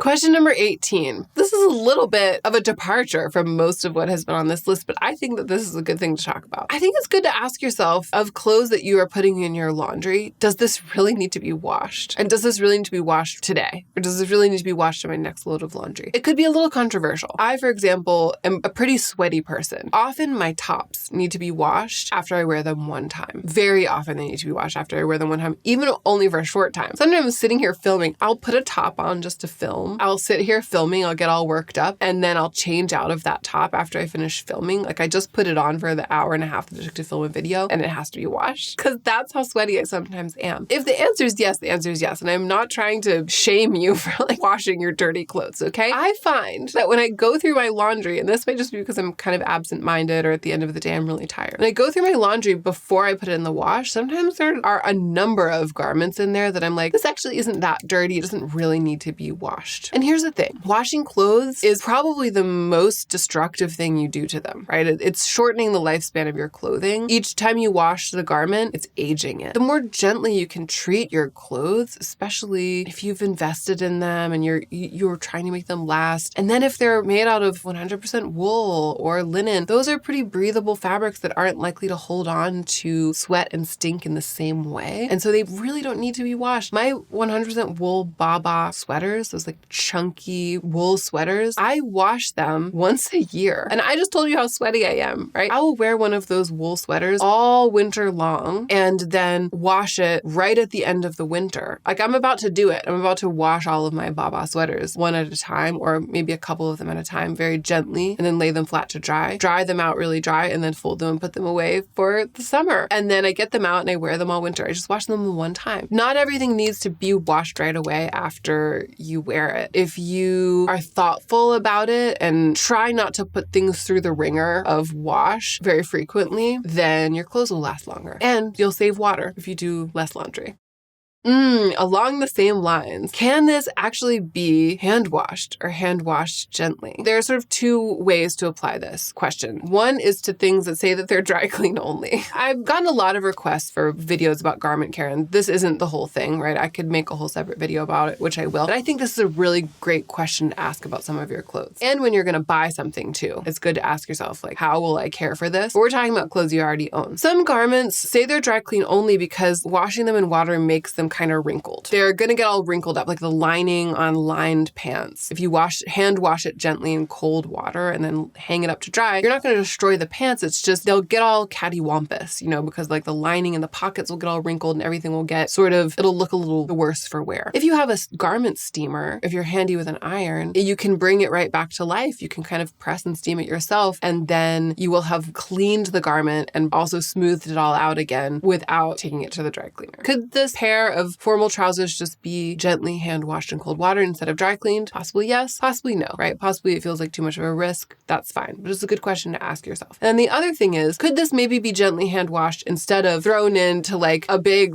like the regular wash, vigorous wash with all of my clothes banging around and like kind of getting beat up and kind of getting maybe seized up a little bit. Like there are some things that you can kind of ask yourself, maybe if I just wash this very gently, it'll fare better and it'll last longer. So I guess what I'm saying is consider a hand wash or a quite delicate cycle every once in a while for a variety of reasons. And question 20, kind of an anticlimactic final question. This is just where we ended up, okay? Should this really be going in the dryer? I'm so passionate about this. As you'll know if you watched my video about why you're always feeling frumpy. One of the reasons that you might be feeling frumpy is because you're putting all your clothes in the dryer and the dryer is just melting them, making them like soft and faded and using a ton of energy too. And we have a dryer and we use it for some things. Way more than half of my clothes don't go in the dryer. I hang them on hangers to dry and hang the hangers on a bar where the laundry is in our basement. Or when the weather's nice, hang them outside. Hanging a t-shirt, like a cotton t-shirt on a hanger to dry kind of gives it crisp structure and helps it retain its integrity instead of everything becoming sort of a soft, old looking, frumpy version of itself, which with some garments, with a lot of garments that are being sold today, one visit to the interior of the dryer, just one, will do that to it. What I'm saying is you will essentially ruin your beautiful garment by putting it in the dryer one time. You'll be able to wear it still, but it won't be the shirt you bought.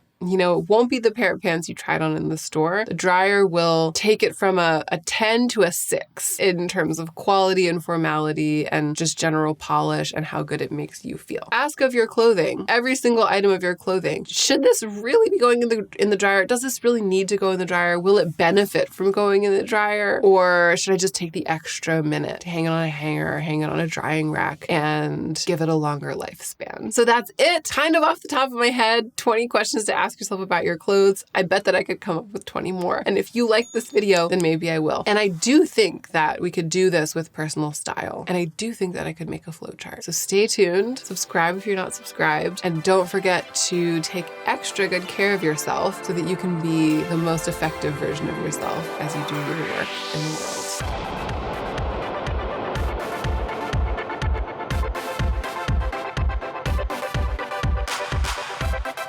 And my name is Hannah.